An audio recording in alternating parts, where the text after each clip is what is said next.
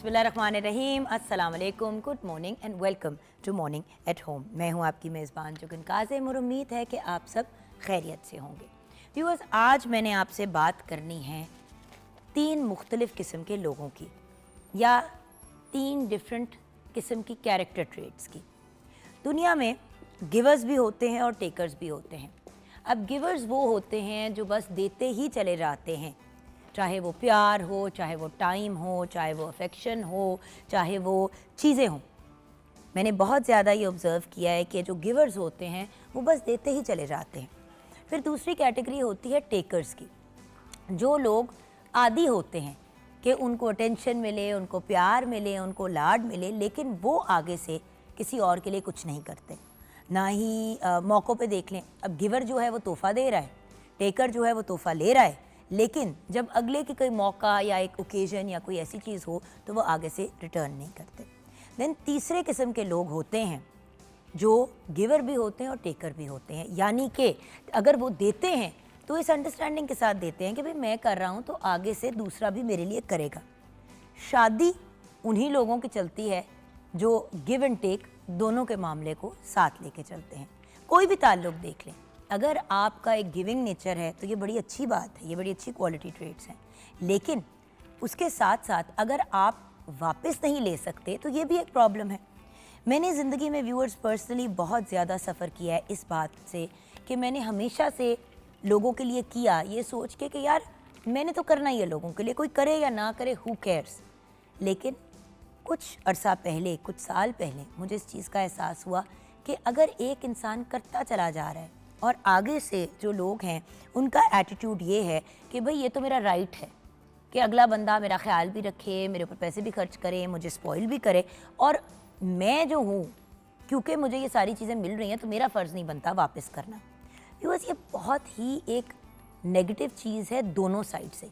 जो गिवर है वो हमेशा डिसअपॉइंटेड ही रहेगा, इसलिए नहीं क्योंकि व्यूअर्स कोई भी मोहताज होता है किसी चीज़ का, या कोई भी इंसान जो है वो भूखा बैठा होता है अपने घर में, इसलिए क्योंकि देखें एक इंसान आपके लिए इतना एफ़र्ट कर रहा है तो क्या आपका फ़र्ज़ नहीं बनता कि एटलीस्ट इतना सा एफ़र्ट आप वापस कर लें या अगले के एफ़र्ट को रिकग्नाइज़ कर लें।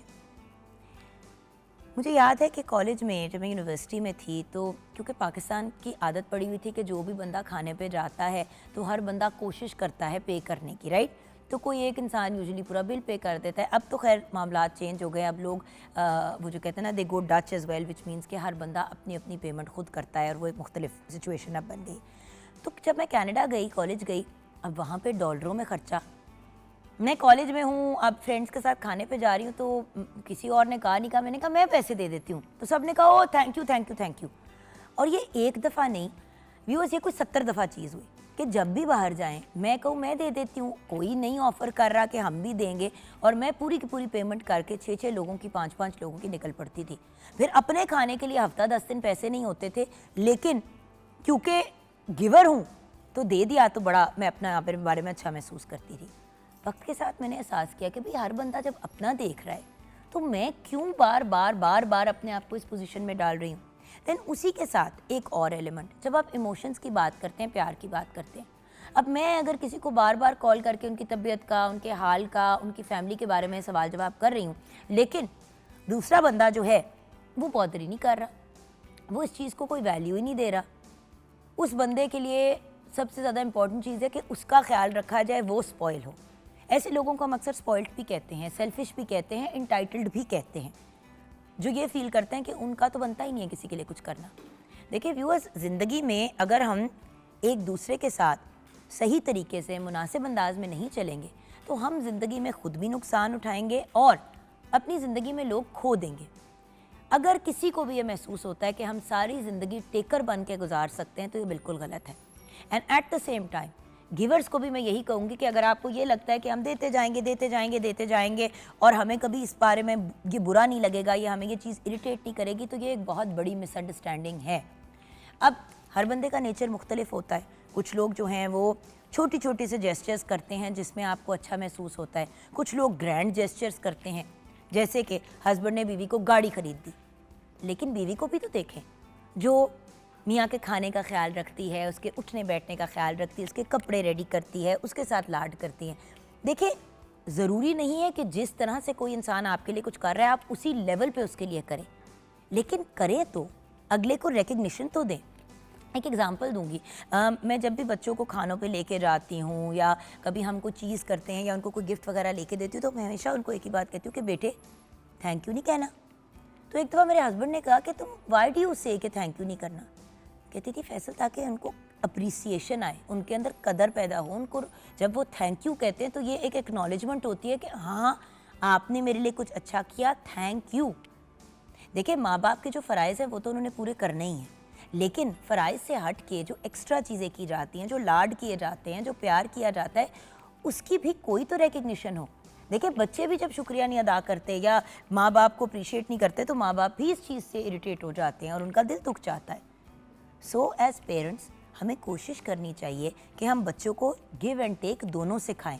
बच्चे ये ना सोचें, क्योंकि जब हम बच्चों को कम्प्लीटली टेकर्स बना देते हैं और हम कम्प्लीटली गिवर्स बन जाते हैं तो फिर उसके बहुत से मामलात प्रॉब्लमेटिक भी हो जाते हैं और बहुत से नुकसान भी होते हैं।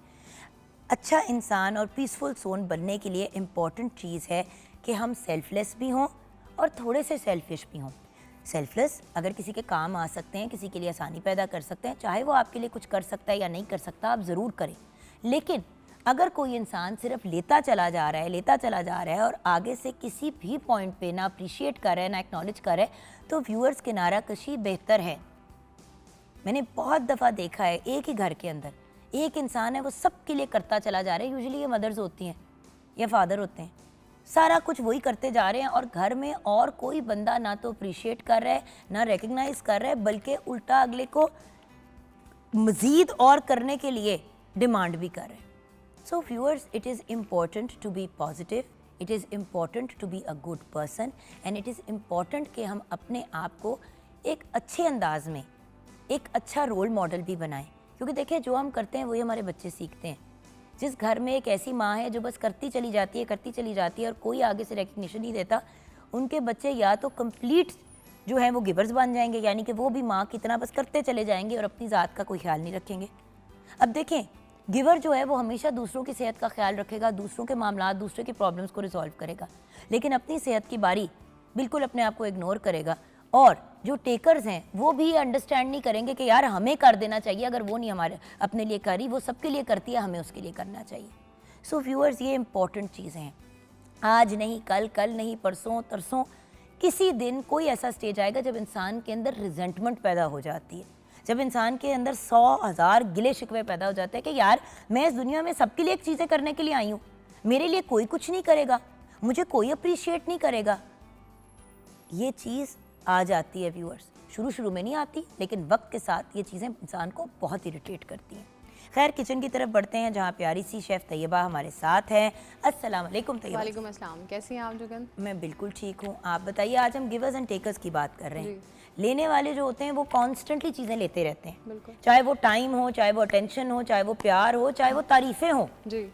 और जो गिवर होता है वो करता चला जाता है। और टेकर्स को इतनी बुरी आदत पड़ चुकी होती है कि वो अपनी मैं से नहीं निकल पाते और अपने आप को, अब मीडिया के लोगों में अक्सर हम ये फ़िरौनियत देखते हैं, क्योंकि उनको इतनी आदत पड़ती है कि लोग उनको स्पॉइल करते हैं, लोग उनके लिए इतने एफर्ट्स करते हैं कि वो अगले को अप्रिशिएट नहीं करते जी। जिसकी वजह से उनके इर्द गिर्द के लोग अक्सर तंग आके उनको छोड़ देते हैं। बिल्कुल सही कह रहे हैं। तो आप क्या कहेंगे? मैं ये कहना चाहूँगी जुगन कि क्योंकि आप भी गिवर हैं जी, बिल्कुल, आप टेकर नहीं हैं। बिल्कुल। और मैं जिस तरह आप कह रही थी कि एक स्टेज पे आके आपको फील होने लग जाता है कि आपको वो रिकग्निशन आपके काम की या आप जो दे रहे हैं उसकी नहीं मिल रही, तो डेफिनेटली इंसान है, आपको बहुत ज़्यादा फील होने लग जाती हैं ये चीज़ें कि जितना मैं कर रहा हूँ उसकी कम से कम आपको तारीफ़ ही सुनने को मिल जाए और एक प्रेज़ मिल जाए कि आपको जो है वो बहुत कर रहे हैं हमारे लिए। तो जब वो सुनने को नहीं मिलता तो फिर बहुत तकलीफ़ होती है और एट दी एंड यही होता है कि इंसान उन चीज़ों से किनारा कशी जो है वो इख्तियार कर लेता है। और पता है, बड़ी दफ़ा लोग कहते हैं अच्छी भली थी, उससे तो बात करनी छोड़ दी। अब मेरे कुछ ऐसे फ्रेंड्स हैं पाकिस्तान में जी जो कॉन्स्टेंटली तैयबा जी सिर्फ उनकी जब भी फ़ोन आता था काम के लिए आता था, और अगर खुशी गमी के मौके पे विश नहीं किया या उनको अप्रिशिएट नहीं किया तो उस पर भी गिले। और ये नहीं कि विश नहीं किया, ये कि तुमने तो गिफ्ट भी नहीं भेजा। बिल्कुल। मेरी अपनी सालगिरह पे एक व्हाट्सएप पे वॉइस नोट आ गया या कोई सोशल मीडिया पे पोस्ट लगा दी और बात ख़त्म। देखें, अगेन कोई भी चीज़ों का भूखा नहीं होता, मोहताज नहीं होता। एक छोटा सा जेस्चर होता है ना, बंदा 5 मिनट के लिए आके मुंह दिखा देता है, आके जब भी दे देते हैं आपकी कोई फ्रेंड, आप खुश हो जाते हैं। लेकिन आपने लेते चले जाना है। आप चाहते हैं कि बस आपको ही वैल्यू मिले, आपको ही इंपॉर्टेंस मिले, आप किसी के लिए कुछ ना करें। तो जान ज़िंदगी तो ऐसे नहीं चलती। जी ऐसे ही है। जिस तरह आपने बर्थडे का जिक्र किया तो मेरे फ़ोन पे अक्सर रिमाइंडर्स होते थे पहले, लेकिन फिर जब मैंने ये देखा कि भाई मेरा भी वो ख़ास दिन है और उस ख़ास दिन पे जो है वो कुछ गिने चुने फैमिली मेम्बर्स जो हैं वो विश करते हैं, तो फिर मैंने ये सोचा कि जो जैसे चलता है उसके साथ वैसे चलो तो बेहतर है। और ये बेस्ट रवैया है। बिल्कुल ये नहीं कि आप किसी के साथ नेगेटिव हो जाएं या किसी के साथ बदतमीजियां करें, लेकिन जो जितने लेवल पे आपके साथ आ रहा है आप उतने लेवल पे उसके साथ चलें। हम क्यों एक्स्ट्रा एफर्ट भाई हस्बैंड वाइफ में भी मैं हमेशा एक बात कहती हूँ कि भाई अगर आपका मियाँ आपको बर्थडे पे और एनिवर्सरी पे ही गिफ्ट देता है, बिल्कुल, तो आप क्यों झल्लों की तरह पूरा साल तोहफे तोहफे तोहफे? उनका एक मिजाज है, आपका एक मिजाज है। आप 50 दफ़ा साल में ना तोहफे दें। जी मैं तो उनके लिए इतना करती हूँ, कभी मैं उनके लिए शर्ट्स बना रही होती हूँ, कभी मैं ये करती हूँ, कभी वो तो नहीं मेरे लिए इस तरह से करते। एनिवर्सरी पे और बर्थडे पे बस गिफ्ट देकर टरखा देते हैं, तो फिर आप ना करें। ऐसे ही अगर आपको चुभ रहा है तो आप ना करें। और अगर आपको नहीं चुभ रहा और आपको पता है, देखिए मेरे हस्बैंड में और मेरे में बड़ा डिफरेंस है। मेरे हस्बैंड बहुत लविंग पर्सन है, लेकिन गिफ्ट के मामले में वो मौक़ों पे देते हैं। मेरा ये होता है कि मैं बेमौका कभी कुछ चीज़ आ गई या तैयबा जी कुछ नज़र आ गया या कुछ ऐसा हुआ, जैसे ही हुआ मैं वेट नहीं करूँगी कि 2 महीने या 3 महीने बाद कोई मौका आ रहा है, मैं कर दूँगी फ़ौरन ही। तो अब हम दोनों का मिजाज फ़र्क है। मैं इस चीज़ का गिला करूँ कि आप मुझे बेमौका गिफ्ट नहीं देते। He is a different person.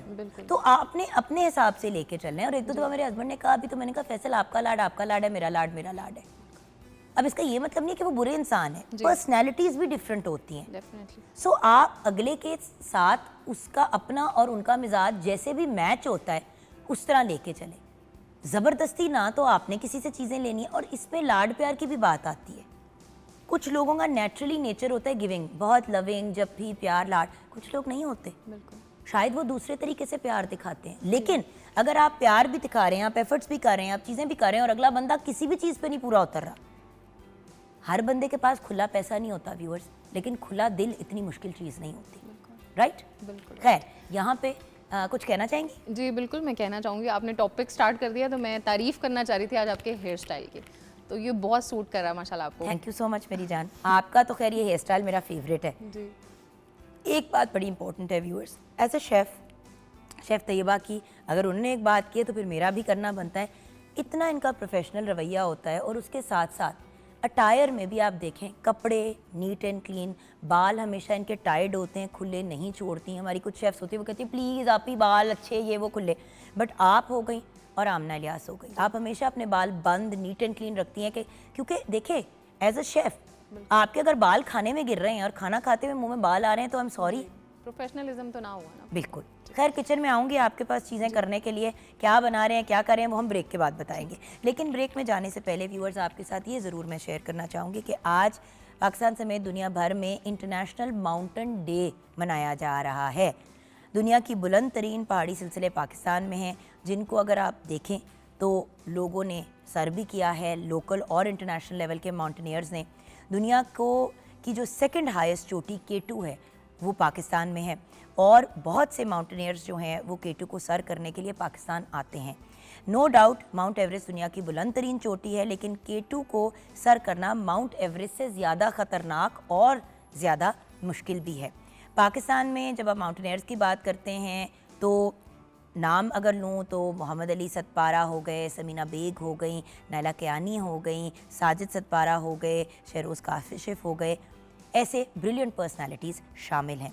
तो आज ऐसी ही एक ब्रिलियंट पर्सनालिटी को ट्रिब्यूट पेश करते हम ब्रेक के तरफ जाएंगे, क्योंकि लाइक आई सेड आज पाकिस्तान समेत दुनिया भर में वर्ल्ड माउंटेन डे यानी कि माउंटेनियरिंग का दिल मनाया जा रहा है। तो आइए पैकेज देखते हुए ब्रेक की तरफ जाते हैं।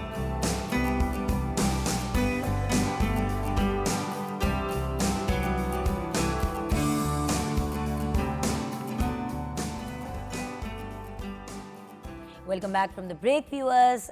अब किचन में क्या बन रहा है ये तो शेफ़ तैयबा ही हमें बता सकती हैं। जी बिल्कुल, मैं बताती हूँ। आज हम बना रहे हैं बलोची चिकन हांडी और इसके अज्जा मैं आपको बता देती हूँ। मुझे पहले मेरे काम लगा दें, क्योंकि आपको पता है कि मैंने अपनी कुछ करनी होती है चीज़ें। तो ये हम यहाँ पे ले जाते हैं और इसमें ऑयल डाल के मैंने क्या करना है, ऑयल डाल के आप इसमें अनियन ऐड करेंगी और फिर चिकन जाएगा। कितना ऑयल डालूं? बस बहुत है। ठीक है, डन। ठीक है, इसके साथ हम अदरक लहसुन की पेस्ट और साथ में चिकन ऐड करेंगे Done. जब ये ट्रांसलूसेंट हो जाएंगे। अच्छा, सी थ्रू होने हैं, मतलब जी। ब्राउन नहीं कर रहे। हाँ जी, ब्राउन नहीं करेंगे। ठीक है, अब आप अपनी ठीक है। रेसिपी की तरफ आ जाएं। जी, इसके अज्जा मैं बता देती हूँ। मुर्ग का गोश्त 1 किलो, नमक हस्बे जायका, अदरक लहसुन पेस्ट 1 खाने का चम्मच, तेल हस्बे ज़रूरत, दड़ा मिर्च आधा चाय का चम्मच, काली मिर्च पाउडर 1 चाय का चम्मच, ज़ीरा 1 चाय का चम्मच, साबुत धनिया 1 चाय का चम्मच, कसूरी मेथी 1 खाने का चम्मच, दही 1 कप, क्रीम आधा कप, गरम मसाला पाउडर आधा चाय का चम्मच, प्याज 2 अदद और टमाटो प्यूरी जो है वो हम 2 कप इस्तेमाल करेंगे। इसका मेथड मैं आपको बता देती हूँ। सबसे पहले आपने जो है वो प्याज लेने हैं ऑयल के अंदर और उनको जो है आपने हल्का सा नरम कर लेना है, ठीक है। जिस वक्त वो नरम हो जाएंगे उसके साथ हम चिकन बोनलेस जो कि मैंने क्यूब कटिंग में काटा हुआ है उसको हम ऐड कर देंगे। उसके साथ अदरक लहसुन की पेस्ट ऐड करेंगे और जब तक चिकन जो है वो अच्छे से कुक हो जाएगा, उसका कलर चेंज हो जाएगा और पानी थोड़ा सा ड्राई हो जाएगा, उस टाइम पे जो है हमने इसमें टमाटो प्यूरी ऐड करनी है।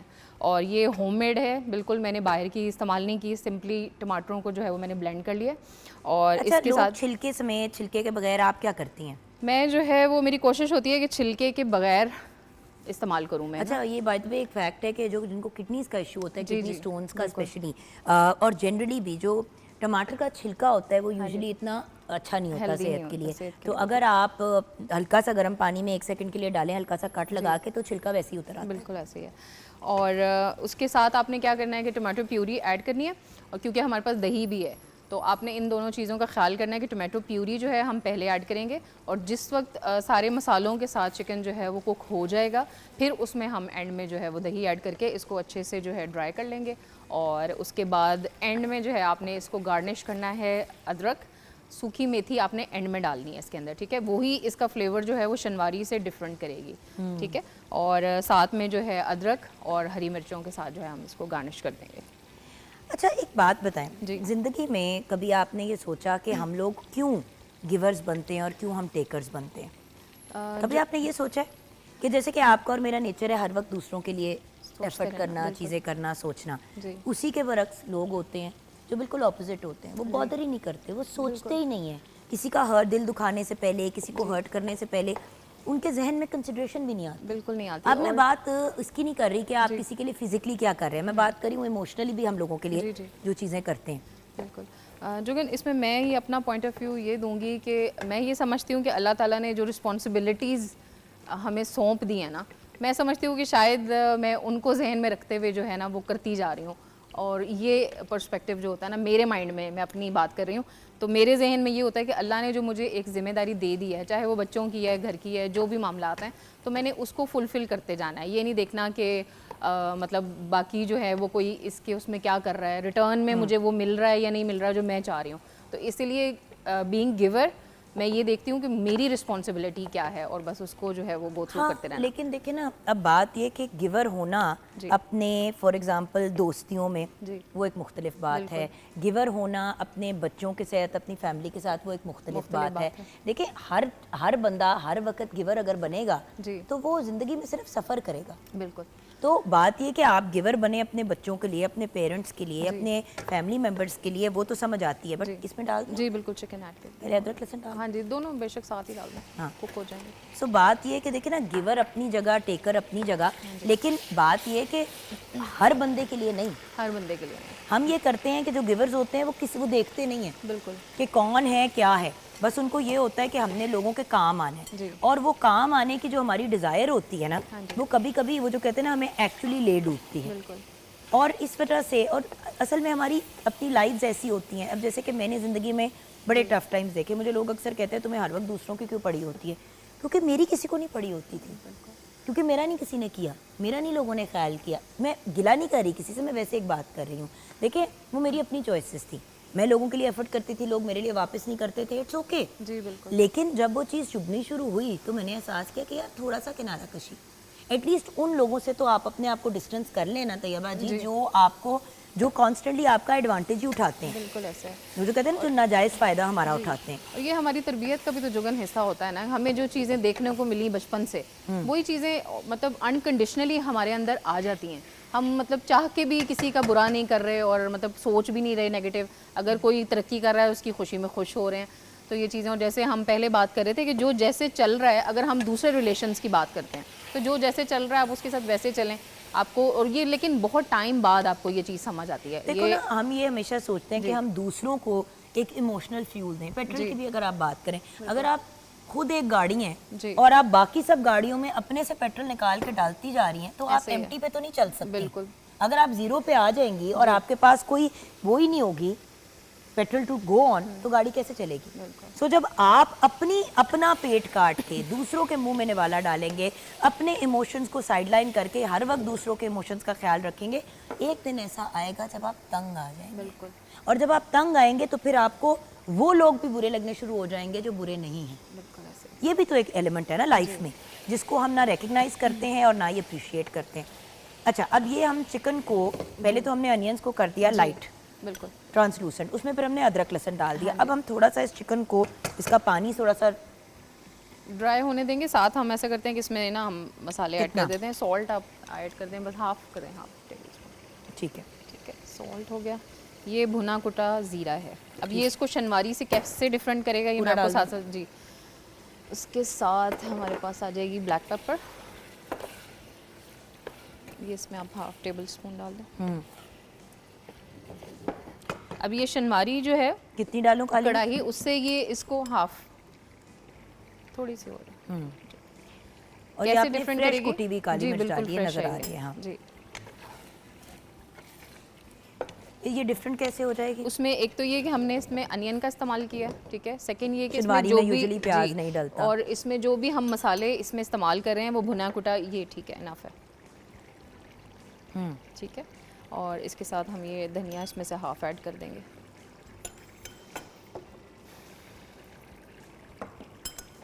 इसमें जरा साबुदाने ना अच्छे लगते हैं जी बिल्कुल, यही इसका फ्लेवर जो है वो चेंज करेंगी चीज़ें। और एंड में जो हम कसूरी मेथी डालेंगे उससे भी इसमें बहुत अच्छा फ्लेवर आ जाएगा। अच्छा, एक बात मैं ज़रूर कहना चाहूँगी, लोग ना अपने घर में वो एक ही किस्म की ना मुर्गी जो अपने पास फ्रीज़र वगैरह में भी रखते हैं, रख लेते हैं। मेहमान आ जाते हैं घर पे तो एक अजाब पड़ जाता है। देखिए, फ्रोज़न मुर्गी का बेनिफिट तब है अगर आप उसको फ़ौरन यूटिलाइज कर लें। तो एक मैं ज़रूर रेकमेंड करूँगी, जैसे कि घर में गेस्ट आए, आपने फ़ौरन से कोई चीज़ तैयार करनी है, ये एक बड़ा अच्छा ऑप्शन है। बहुत अच्छा, ये within half an hour जी बिल्कुल तैयार हो जाएगी। और आप ये देखिएगा कि जो इसके चंक्स हैं जो हमने क्यूब कटिंग में काटे हैं चिकन, वो ड्राई नहीं होगा। क्यों? क्योंकि आपने जो कुकिंग मेथड हम बताते हैं आपने उसको फॉलो करना है, फिर आपको वो रेस्टोरेंट स्टाइल जो है वो टेस्ट आएगा। अब इसमें टोमेटो प्यूरी भी हम ऐड कर देंगे। अब बेसिकली हम थोड़ा सा इसको ज़रा, मैं चाह रही हूँ कि इसका पानी जो है वो चिकन का ड्राई हो जाए हल्का सा, या नहीं, या अभी इसको आप अभी डालना चाह रही हैं? नहीं, मैं कह रही थी कि इसमें हाफ जो है हम ऐड कर देते हैं ताकि वो ना उसके साथ कुक हो जाएगा, तो फिर चिकन जो है हमारा मज़ीद ड्राई नहीं होगा। हाँ जी, नहीं हाफ, हाँ 2 कप्स उसमें मेंशन है ना रेसिपी में। बिल्कुल ठीक। और इसको हम कवर कर देंगे, बस ये पकेगा।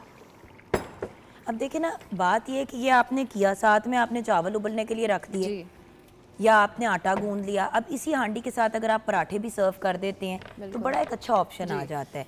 अच्छा, इसी के अंदर मैं एक चीज़ ज़रूर पॉइंट आउट करना चाहूँगी व्यूअर्स को। एक चीज़ जो मुझे करने का बहुत शौक है वो ये है कि भाई थोड़ी सी रेसिपी को मॉडिफाई करना। अब जैसे कि अगर गेस्ट आ रहे हैं, घर में आपने दाल बनाई हुई है और साथ में आपके ये हांडी बनी हुई है, इसी हांडी के अंदर अगर आप थोड़ी सी शिमला मिर्च और प्याज के बड़े पीसेस डाल दें तो थोड़ा सा उसके अंदर वो जो एक सब्जी का एलिमेंट आ जाएगा। बिल्कुल, वेरिएशंस तो आप अपने हिसाब से कर सकते हैं ना, जो भी आपको पसंद है आप उसमें ऐड करें। और जिस तरह बच्चे जो हैं वो हरी मिर्च नहीं पसंद करते तो हम इसको अभी थोड़ी सी स्टार्ट में ऐड कर देंगे ताकि वो फ्लेवर भी आ जाएगा उसमें। और ये जो काटी मैंने, हाँ जी ये डाल, ठीक है, थोड़ी सी बिल्कुल आपने डालनी है ताकि वो आपका आ जाए। अब डिपेंड करता है ना, अगर हाउ मच यू वांट जी।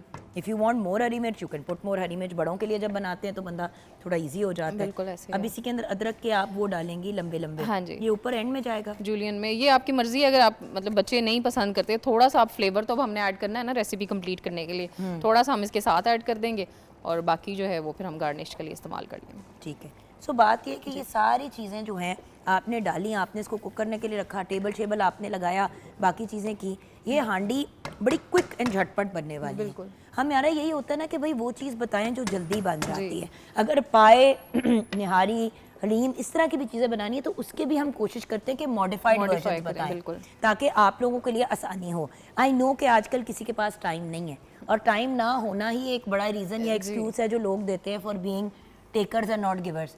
ओ हो, हमें टाइम ही नहीं मिला। मुझे आज भी याद है कि मेरी एक रिलेटिव है, उन्होंने बड़ा मेरे से गिला किया कि तुम तो फ़ोन तक नहीं करती, तुमने तो पूछा तक नहीं कि फ़लाँ की तबीयत कैसी है, फ़लाँ की तबीयत कैसी है, मेरे अब्बू मेरी अम्मी मेरा ये। तो मैंने चुप करके पूरी बात सुन ली। मैंने कहा I am so sorry, I will try to be more mindful, अगली बार ना मैं थोड़ा सा ध्यान करूँगी। बात ख़त्म हो गई। उसी के कुछ हफ्ते के बाद और मैंने फिर मतलब फादर का भी पूछा, उनकी मदर का भी पूछा, ये सारे मामलात किए। अच्छा, चीज़ अपनी जगह, आपको पता है चीज़ें इसी तरह चलती हैं लाइफ में कि जो जैसा आप करते हो वैसे ही आप एंड में आपके पास आती है। उन्होंने मुझे कहा कि भाई तुमने पूछा नहीं, ये नहीं वो नहीं। मैंने दिल में सोचा कि यार हर खुशी गमी हर मौके पे मैं हाजिर हो जाती हूँ। पूछना तो एक मुख्तलिफ बात है ना, एक होता है कि आप हाजिर हो जाएं किसी के सामने कि जी आप बताएं आपके लिए मैं क्या कर सकती हूँ। सुख हो गया, दुख हो गया, किसी का कोई ऑपरेशन, किसी कोई बीमारी। मैंने कहा यार मैं अपनी तरफ से तो बहुत करती हूँ, चले मे बी मेरी अपनी फॉल्ट है, मैंने नहीं किया, गलती हो गई, मैंने माफ़ी मांगी। खैर मैं बड़ा अपनी तरफ से एहसास किया। उसके कुछ अरसे बाद मेरी अपनी सर्जरी हुई। मैं काफ़ी बीमार थी और अभी ये नहीं पता था कि टेस्ट के रिज़ल्ट्स क्या आएंगे, अगर कोई नेगेटिव आ गए तो वटेवर। मैं सहमी हुई थी, डरी हुई थी। उन टेस्ट रिज़ल्ट्स का 8 से 10 दिन में जवाब आता है। जिस दिन सर्जरी हुई उस दिन मुलाकात हुई उनसे, उसके बाद उन्होंने मुड़ के नहीं पूछा। एक मैसेज भी नहीं आया कि कैसी हो, क्या रिपोर्ट आई, क्या आया। मैंने दिल में सोचा कि भाई कितना आसान है दूसरे को घूम के कहना कि तुसी नहीं किया, बिल्कुल तुसी कीता मतलब आपने किया जो आप मुझे कह रही हैं कि मैंने नहीं किया। तो उससे मुझे फिर एहसास हुआ। मैंने वैसे अपने हस्बैंड से बात की, मैंने कहा यार फैसल ये क्या है, हमेशा मेरे ऊपर चढ़ाई की जाती है कि तुमने ये नहीं, तुमने वो नहीं। उन्होंने 2 बातें कही। उन्होंने कहा एक तो जुगन तुम्हारी अपनी ये बहुत बुरी हैबिट है कि हर बंदे के लिए तुम हर चीज़ करने के लिए रेडी हो जाती हो। तुम्हारी ज़िंदगी का ये प्रॉब्लम है कि you want to be there for everyone. तो बात ये कि हर किसी के लिए तो देयर हो भी नहीं सकते।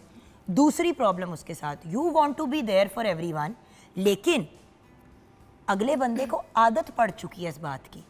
एक तो ये कि मेरी अपनी हैबिट है, तो मेरी एक अपनी मेंटल प्रॉब्लम है। दूसरी प्रॉब्लम ये है कि जब आप किसी को इतना स्पॉइल कर देते हैं, इतना स्पॉइल कर देते हैं कि तुझे वास्ते मैं और पता है हर चीज़ का मुझे जवाब क्या मिलता है, तुम तो दूसरों के मसले हल करती हो, तुम्हें क्या ज़रूरत है। ओ भाई मैं भी इंसान हूँ, मैं भी टेंशन में जब आती हूँ तो तैयबा जी मेरा भी भट्टा बैठ जाता है। जी बिल्कुल ऐसे ही है। हर बंदा अपने प्रॉब्लम्स से आके डिस्कस करता है। मुझे एक बंदा दिखा दें जिसने मुझे आके कहा हो कि हाउ कैन आई हेल्प, मैं आपके लिए क्या कर सकती हूँ या कर सकता हूँ। मेरे से एक्सपेक्टेशंस हैं लोगों की, एंड सच्ची बात है अच्छा भी लगता है कि कोई मेरे से एक्सपेक्ट करता है, मैं उनके लिए एफर्ट करूँ सारा कुछ। मैं ये नहीं कह रही कि कोई ना उम्मीद रखे, लेकिन कभी मेरे लिए किसी ने आके कुछ किया?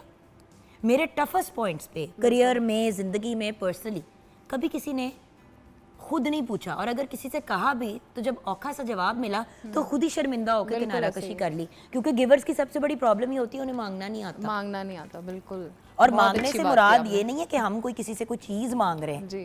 कभी कभी 2 अल्फाज कोई आपको सपोर्ट के दे दे या आपको आके कह दे, मैं कितनी टेंशनों में होती हूँ, नोबडी आस्क्स मी कि ये तो कर ही लेगी, ये तो संभाल ही लेगी। आज पहली दफ़ा अपने मुंह से ये बात बोल रही हूँ कि भाई मैं भी अपसेट हो सकती हूँ, मेरा भी दिल दुख सकता है। मेरी बच्ची पैदा हुई, मेरा बेटा पैदा हुआ, बिल्कुल अकेले मैंने चीज़ों को हैंडल किया। लोगों ने यही सोचा कि यार ये तो कर लेगी, ये तो कर लेती है।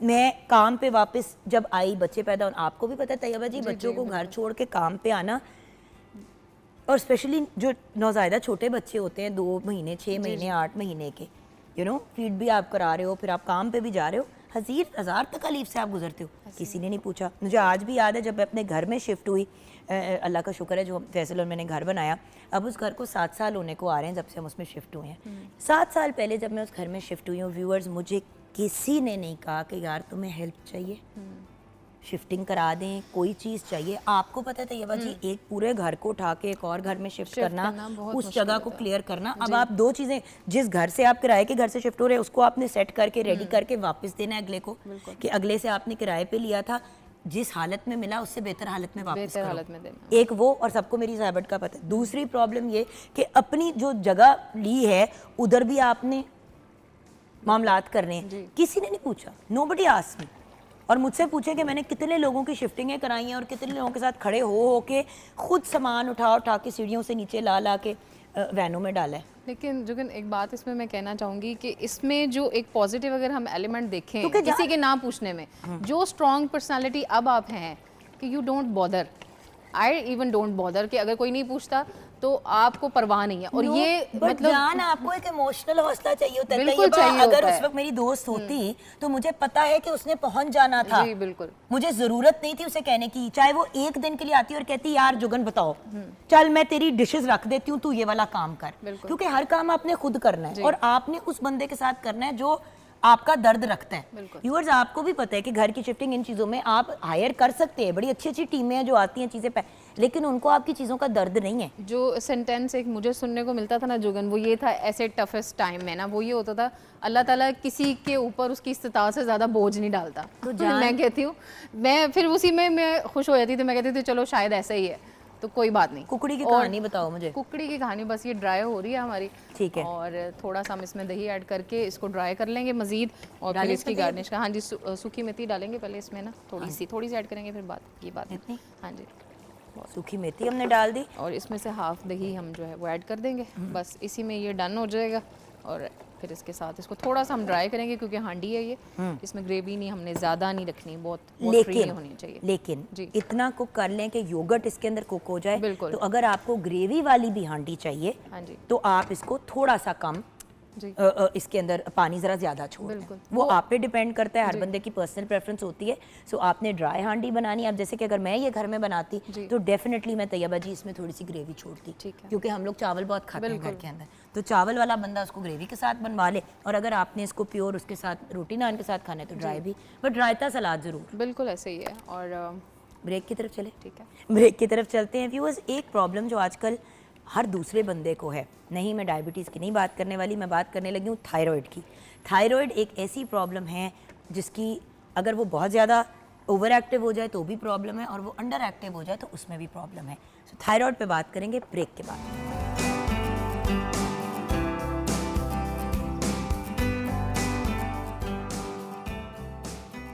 Welcome back from the break viewers. बहुत ही ब्रिलियंट एंड स्माइलिंग पर्सनैलिटी हमें ज्वाइन किया, लेकिन काम इनका स्माइलिंग वाला नहीं है। इनके पास अजीबो गरीब बीमारियों वाले लोग आते हैं। खैर अजीबो गरीब क्या है, एक वो डायबिटीज़ अजाब आजकल पूरी दुनिया में एक पेंडेमिक बना हुआ है, और पाकिस्तान में तो उसकी शिद्दत एक और लेवल पे पहुंच गई है। लेकिन हमारी ज़िंदगियों में बहुत से गम हैं डायबिटीज़ के अलावा भी। तो आज हम बात करेंगे कंसल्टेंट डायबिटोलॉजिस्ट एंड एंडोक्रिनोलॉजिस्ट से। हमारे साथ the brilliant doctor Asif Zaheer Bhatt हैं। अस्सलाम वालेकुम डॉक्टर साहब। वालेकुम अस्सलाम। खुशी इस बात की हो रही है कि आप खुद डायबिटोलॉजिस्ट और एंडोक्रिनोलॉजिस्ट हैं, और खुद भी आप फिजिकली बड़े फिट हैं। Thank you very much. बड़ी दफ़ा लोग आके डायबिटीज़ की बात करते हैं और उनका अपना वेट बहुत ज़्यादा होता है, और मैं कहती हूँ आप तो कह रहे हैं लोगों को कि वेट को मेंटेन करो, तो अपना भी तो कर लो तुसी। हाँ, मेन चीज़ ये है। अच्छा डॉक्टर साहब, थायराइड का आपके काम से क्या ताल्लुक है? थायराइड के लिए तो यूजुअली बंदा अपने नॉर्मल जनरल प्रैक्टिशनर क्या किसी भी डॉक्टर के पास चला जाता है, वो को गोली दे देते हैं कि ये ले लो तो बात खत्म हो जाती है। थायराइड है क्या चीज़? बेसिकली देखा जाए तो ह्यूमन बॉडी, मेल हो फीमेल हो, इसके अंदर बहुत से हार्मोन्स होते हैं, और उन हार्मोन्स में से एक लीडिंग हार्मोन है थायराइड हार्मोन। और बेसिकली इसकी तशख़्ख़ुस भी सारे एंडोक्रिनोलॉजिस्ट होते हैं जो कि स्टडीज़ को करते हैं अपनी मेडिसिन की प्रैक्टिस के दौरान या अपनी मेडिसिन की FCPS या MD के दौरान। एक स्पेशलिटी है एंडोक्रिनोलॉजी। एंडोक्रिनोलॉजी में ये सारे हार्मोन्स आते हैं, जिसमें थायराइड लीडिंग कॉज पे आता है, आपकी डायबिटीज़ आती है एंडोक्रिनोलॉजी के अंदर, आपके और हार्मोन्स आते हैं जैसे कि FSH आता है फीमेल्स में, LH आता है। तो थायराइड अब है क्या, चीज़ क्या है, आपको इसके बारे में गाइड करते हैं। ऑर्गन है? It's a hormone, it's a butterfly shape, small, आप कह सकते हैं कि ऑर्गन इसे बोल सकते हैं, बट इट्स बटरफ्लाई शेप होती है जो कि हमारे छोटी सी एक चीज़ है, नेक के आपके एडम्स एप्पल के बिल्कुल नीचे, जहाँ पे हमें voice box in front of voice box होते हैं, ये बटरफ्लाई शेप में पड़ा होता है। यहाँ पे देखिए व्यूअर्स, आपका ये एक गोला होगा, राइट? एडम्स एप्पल कहते हैं, मर्दों का ज्यादा होता है। बिल्कुल नीचे, बिल्कुल आप स्लाइडली 1 फिंगर डाउन पे आएंगे तो आपके नीचे ये थायराइड है, जो जिसके बिल्कुल ऑपोजिट साइड पे आपका वॉइस बॉक्स है। ठीक है। आप जब यहाँ पे अपनी उंगली लगाएंगे तो आप बोलेंगे तो आपकी वॉइस भी हॉर्सनेस आएगी, भारी आनी शुरू हो जाएगी। इसमें ऐसे किया तो आवाज, exactly, so that is thyroid. तो मेरा तो पहले से ही मुतासिर होगा क्योंकि मेरी तो आवाज ही ऐसी है। तो दिस इज थायराइड। अब थायराइड बेसिकली करता क्या है? काम की है इसका काम ये है हमारी पूरी बॉडी के मेटाबॉलिज्म को रेगुलेट करना। हमारा मेटाबॉलिक जो हमारी बॉडी है उसको रेगुलेट करना। अब देखिए मेटाबॉलिक बॉडी जिस बंदे की है, अगर कोई बहुत लीन है, बहुत फैट है और टेम्परेचर को रेगुलेट करता है आपकी बॉडी के अंदर, आपकी फर्टिलिटी को रेगुलेट करता है, आपकी एनर्जी को रेगुलेट करता है। मेरी एक दोस्त है, उसको हाइपोथायरॉयडिज्म है, यानी कि उसका थायराइड बड़ा स्लो है। आपको पता है उसको कुछ 70 ट्रीटमेंट्स करानी पड़ी हैं फर्टिलिटी की, तो फिर उसका जाके बच्चा हुआ। और डॉक्टर ने उसको यही कहा कि one of the major problems is आपका थायराइडिज्म जो है वो हाइपोथायरॉयडिज्म फीमेल्स में कंट्रोल में नहीं आ रहा। मर्दों में भी है, औरतों में भी है और बच्चों में भी है, बट मोस्टली जो कॉमन कॉज है वो फीमेल्स के अंदर आती है, क्योंकि फीमेल्स के अंदर हार्मोनल फ्लक्चुएशन बहुत ज़्यादा है कंपैरेटिव टू मेल्स के अंदर। तो अब ये जब टेम्परेचर हमारा रेगुलेट करता है, अब इसमें कैटेगरीज आती हैं। अब इसका तरीकाकार क्या है कि जब आपके ये जो गदूद हैं, इन्होंने क्या करना होता है, इसमें सबसे मेजर इनके गदूद होते हैं जिसको हम अपने अंदर हार्मोन्स बोलते हैं, T3 और T4 होता है। अब basically T3 T4 are the messengers. और ये वो टेस्ट है जो कराया जाता है, तो टेस्ट इसी को लेवल को चेक करना है, बट व्हाट दे डू कि ये आपके वो मैसेंजर्स हैं जो ब्लड स्ट्रीम में जाते हैं, आपकी एनर्जी को, आपकी ऑक्सीजन लेवल को मेंटेन करते हैं, आपके मेटाबॉलिज्म को देखते हैं, आपके बॉडी स्ट्रक्चर को देखते हैं, आपके जीआई के सिस्टम को देखते हैं, और प्लस आपके हार्ट के ऊपर भी इनके बहुत से इफेक्ट्स आ जाते हैं। अब ये सीक्रेट हमारा निकलता कैसे है, हमारे ब्रेन के एक छोटा सा स्मॉल शेप बड़ा वेरी स्मॉल ऑर्गन, आप कह सकते हैं कि मटर के दाने जितना एक हिस्सा है, इसको हम इंटीरियर पिट्यूटरी और पोस्टीरियर पिट्यूटरी ग्लैंड्स बोलते हैं। आपके इंटीरियर पिट्यूटरी से बेसिकली थायराइड स्टिमुलेटिंग एक हार्मोन होता है जो इसको निकालता है। ये निकल के हमारे बटरफ्लाई शेप जिस तरह आपको मैंने बताया इसके अंदर आता है, और देन T3 T4 ये ब्लड स्ट्रीम में जाते हैं, नॉर्मल फंक्शनली अब हमारी बॉडी को रेगुलेट करते हैं। इसकी लीडिंग काजेज भी आती हैं फिर हाइपो एंड हाइपोथायरॉयडिज्म, हाइपरथायरॉयडिज्म। ये है क्या, अब ये भी एक्सप्लेन करें। अब हाइपोथायरॉयडिज्म में क्या है कि क्लिनिकली एक्सप्लेन क्या किया जाता है कि पेशेंट जब स्पेशली फीमेल पेशेंट्स हमारे क्लिनिक्स पे आती हैं, दे डिस्क्राइब कि हमारी HB लेवल नॉर्मल है but we still feeling fatigue, energy level low हो गया, हमें कॉन्स्टिपेशन रहता है बहुत ज़्यादा, इसके बाद हमें भूख कम हो गई है हमारी, लेकिन वजन बढ़ता जा रहा है। ये तो हर दूसरे घर की कहानी है। क्योंकि हाइपो में आपका मेटाबॉलिज्म स्लो हो गया, जब मेटाबॉलिज्म स्लो हो गया, कॉन्स्टिपेशन होगी, आपको भूख कम लग रही है लेकिन वजन बढ़ता जा रहा है, प्लस देन ये फीमेल हार्मोन पे इफेक्ट करना शुरू कर देता है। और भैया बहुत सी खवातीन जिनको PCOS होता है उनको थायराइड का भी इशू होता ही होता है। इसी तरफ ही मैं बा रहा हूँ। डॉक्टर साहब आप मुझे नौकरी पे रख लें अपने पास असिस्टेंट के तौर पे, मैं लोगों को इन्फॉर्मेशन दूंगी। नहीं माशाल्लाह, आप जो यहाँ पे काम कर रही हैं everyday you are inviting a lot of people, ये बहुत बड़ा काम आप कर रही हैं। कोशिश तो यही है कि डॉक्टर साहब देखें, अवेयरनेस दें। आपको पता है बहुत से लोग डायबिटीज़ की जो एक दवाई ली जाती है, उसका नाम नहीं लूँगी, वो और थायराइड की जो दवाई होती है वो लेते हैं सिर्फ वेट लॉस करने के लिए, ज़रूरत नहीं होती। That is totally unethical. लेकिन उसकी तरफ हम आएंगे, लेकिन आप मुझे एक्सप्लेन अब मैं आपको हाइपो के बारे में एक्सप्लेन कर रहा था। अब हाइपो के अंदर सबसे बड़ी चीज़ होगी कि आपको कोल्ड इंटॉलरेंस होगा, यानी कि गर्मियाँ चल रही हैं और हमें पेशेंट आगे बोलता है जी मुझे ठंड लगी जा रही है, ठंड लगी। सबसे फर्स्ट ऑफ ऑल ये होगा आपके नेल्स ब्रिटल हो जाएंगे, आपके हेयर्स ब्रिटल हो जाएंगे। इसमें होगा ये आपका TSH लेवल इंक्रीज़ कर जाएगा, T4 लेवल डाउन हो जाएगा। ये हाइपो की कंडीशन है। और हाइपो की सबसे लीडिंग कॉज है हाशिमोटो थायराइडाइटिस जो फीमेल्स में होता है। और ये इसकी टाइप है जिसमें हम देखते हैं कि इसके फिर डिफरेंट स्कैन्स और आगे कल्चर्स होते हैं, ब्लड टेस्ट होते हैं, बट ये काज है हाइपो की। हाइपो में फिर ये होगा जिसको हाशिमोटो थायराइडाइटिस होगा वो औरत ओबीज होगी, PCOS की प्रॉब्लम में होगी, कॉन्स्टिपेटेड होगी, बाल गिरते होंगे, एनर्जी लेवल लो होगा, इरिटेबिलिटी होगी, एंग्जाइटी में पेशेंट चला जाएगा। This is hypo. ओके, अब हाइपर में आ जाए। हाइपर की तरफ चले जाए तो हाइपर में हमारा सबसे पहला इफेक्ट आएगा कि हमारा TSH लेवल लो हो गया, T4 लेवल हाई पे चला गया, TSH लो आपका चला जाएगा। ठीक है। And the second thing is that होगी कि पेशेंट जो हमारे पास आएगा हमारे क्लिनिक पे, वो कहेगा जी पहले मैं मोटा सा था, एकदम पतला हो गया हूँ, पसीने आने लग पड़ते हैं मुझे बैठे बैठे एकदम। उसके हार्ट पे इफेक्ट क्या आएगा, हार्ट बीट तेज़ हो जाएगी, रैपिडली भागेगी, उसकी महसूस होगी कि दिल की तरफ। पेशेंट हमें बताएगा, हमसे क्वेश्चन करते हैं कि सम टाइम यू फील कि आपकी हार्ट बीट आपको कानों से सुनाई दे रही है, वो कहते हैं जी सुनाई दे रही है।